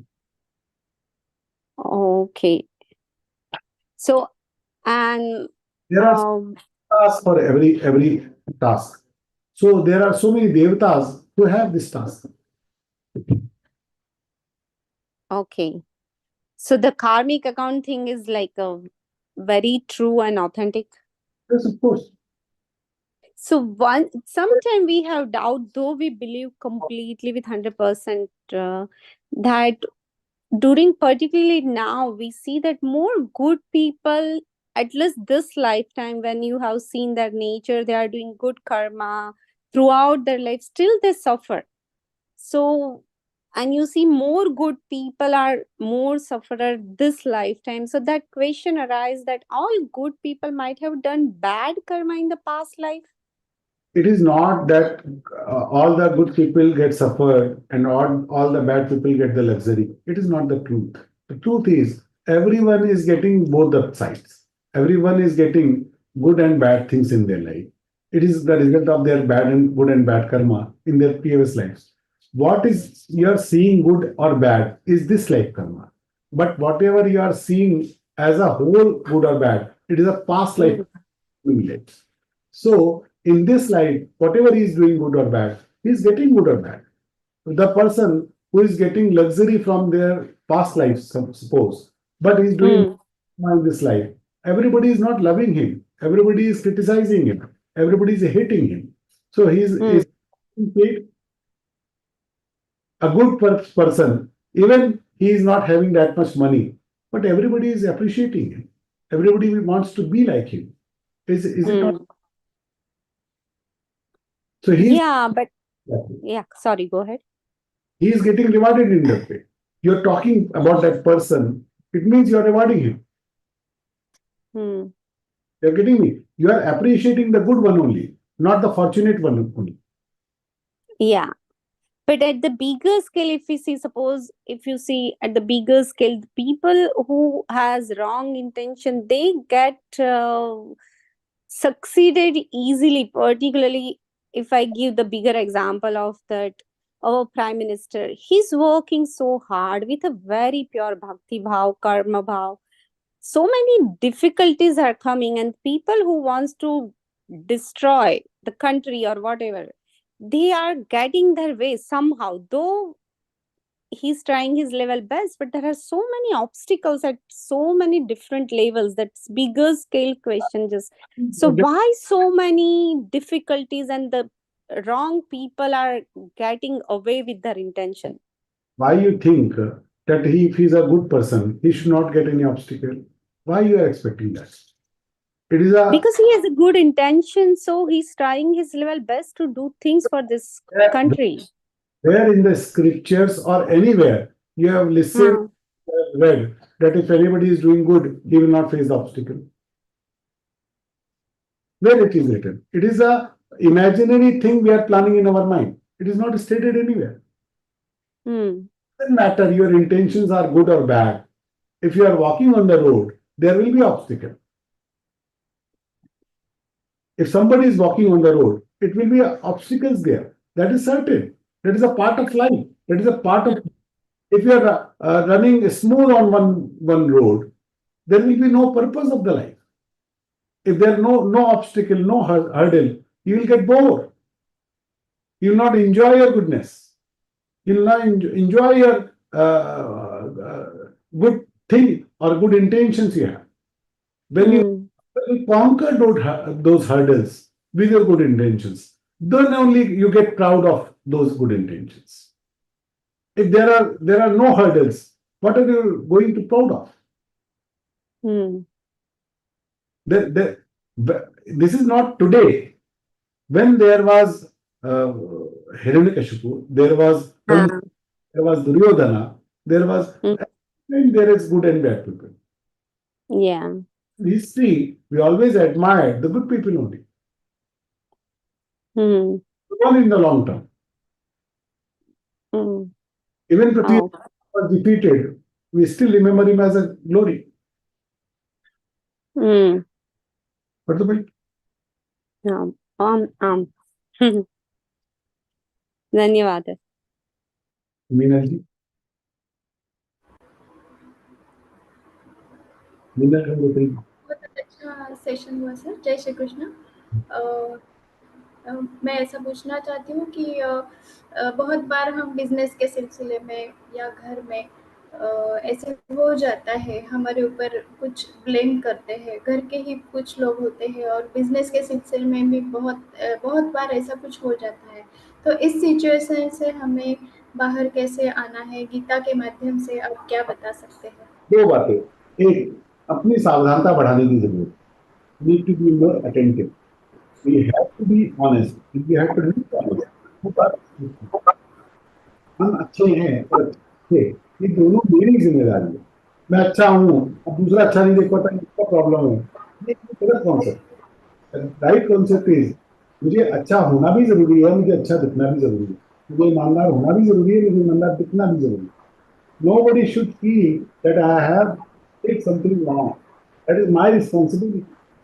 When you will do everything with that activity, you are not going to create confusion too often. Other than that, if you सावधानता भी किया, if you are most attentive, then also get as your past. But past life karna is only when you were most attentive. आप लापरवाह थे, तो आता है अपनी असावधानता से. आपकी सज्जनता आपकी हाथ का नहीं, आपकी असावधानता आपको है. आपकी अटेंटिवनेस में कमी है, आप क्या हरकत है. इसलिए जब पूरा अटेंटिव की बात गड़बड़ होगा तो मेरा पूर्व करने जाता है. और मैं पूरा सावधान नहीं था, इसीलिए मेरा दोष है, इसलिए मैंने समझा। धन्यवाद सर, बहुत अच्छा आपने आंसर किया मुझे। चाहे वो बिजनेस में होगा, चाहे परिवार में होगा, चाहे सोशल लाइफ में होगा, सब जगह। नहीं, बहुत बार ऐसा हो चुका है सर कि हम उसमें कुछ हमने किया ही नहीं है, और बहुत बार ऐसा ब्लेम हो जाता है। हम इसमें मतलब है भी है की सावधानता रखने की वो नहीं रखी, पक्की बात, एकदम पक्की बात। जिस प्रकार की सावधानता आवश्यक थी उस प्रकार की सभी के लिए। धन्यवाद।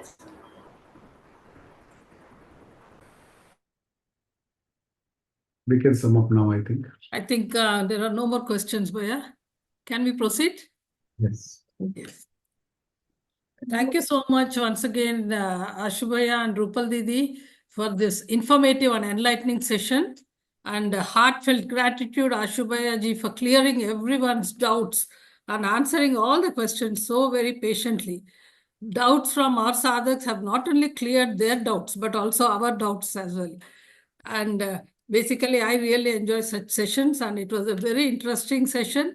It's a great honor to have you amongst us for this interactive session today. Thank you so much. Now, let us show our gratitude for the divine moments we enjoyed today and offer our sincere prayers at the lotus feet of Paramatma. So I invite Karamchand Chawla ji from Patiala, Punjab. Currently, Bhayaji is joining us from USA. Bhayaji is a retired pharmacy officer from Health Department, Punjab. He joined GÍTA Pariwar in November 2021 and is serving as a group coordinator since April 2021. Bhaiya, please come forward for the prayer.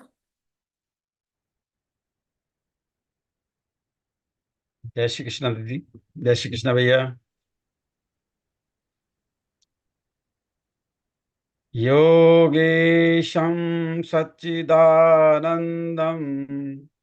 वासुदेवं वृजप्रियं धर्म संस्थापकं वीरं कृष्णं वंदे जगद्गुरुं। श्री कृष्णं वंदे जगद्गुरुं। जय Shri Krishna. Jai Shri Krishna, and thank you so much, Bhaiya. So so on behalf of GÍTA Pariwar, it is my sincere duty to thank all those who were involved in this wonderful session this evening. So I sincerely thank our techno star Dakshina Maladi Didi and Nisha Agarwal Didi for hosting the session today so wonderfully. And Srimati Rinda Satnekar Didi and Karanchand Chawla ji for their melodious prayers, and Venkatesh Joshi ji for the beautiful Deep Prajwalan, and the whole of the back-end team for the relentless efforts in making this session a memorable one to all of us. We also extend our heartfelt gratitude to all our GÍTA sadhaks for attending this session and making it a very lively, interactive success. Good events have no full stops. They only have pauses which keep us waiting for the next. So let us meet again for the Vivechan of part 2 of this Adhyaya, same time next week. Until then, Jai Shri Krishna to all. Now let us chant Hanuman Chalisa before we end the session. So all of you please join for Hanuman Chalisa.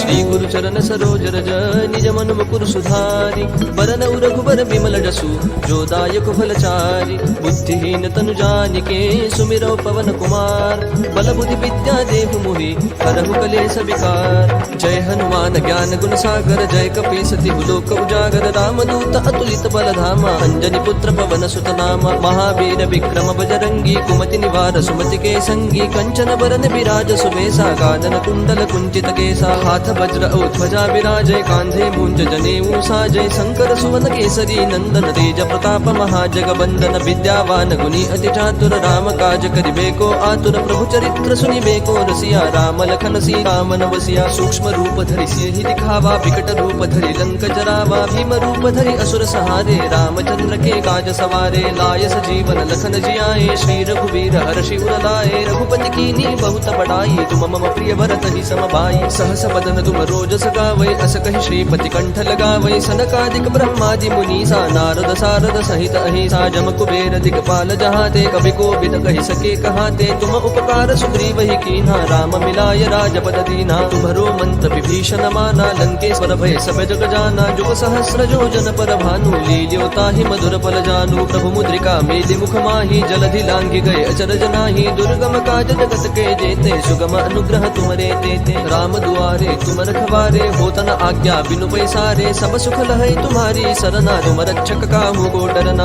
आपन तेज समारो आपै तीनों लोक हाकते कापै भूत पिशाच निकट नहीं आवै महावीर जब नाम सुनावै नासै रोग हरै सब पीरा जपत निरंतर हनुमत बीरा संकट ते हनुमान छुड़ावै मन क्रम वचन ध्यान जो लावै सब पर राम तपस्वी राजा जिनके काज सकल तुम साजा और मनोरथ जो कोई लावै सोई अमित जीवन फल पावै चारों जुग प्रताप तुम्हारा है प्रसिद्ध जगत उजियारा साधु संत के तुम रखवारे असुर निकंदन राम दुलारे अष्ट सिद्धि नो निधि के दाता असबर दीन जानकी माता राम रसायन तुम्हारे पासा सदा रहो रघुपति के दासा तुम्हारे भजन राम को पावै जन्म जन्म के दुख बिसरावै अंत काल रघुवर पुर जाई जहाँ जन्म हरि भक्त कहाई और देवता चित्तन धरई हनुमत से सर्व सुख करई संकट कटई मिटई सब पीरा जो सुमिरै हनुमत बल बीरा जय जय जय हनुमान गोसाई कृपा करहु गुरुदेव की नाई जो सत बार पाठ कर कोई छूट ही बंदी महासुख होई जो यह पढ़ हनुमान चालीसा होय सिद्धि साखी गौरी सा तुलसीदास सदा हरि चेरा की जय नाथ हृदय महडेरा पवन तनय संकट हरन मंगल मूर्ति रूप राम लखन सीता सहित हृदय बसहु सुर भूप सियावर रामचंद्र की जय पवन सुत हनुमान की जय।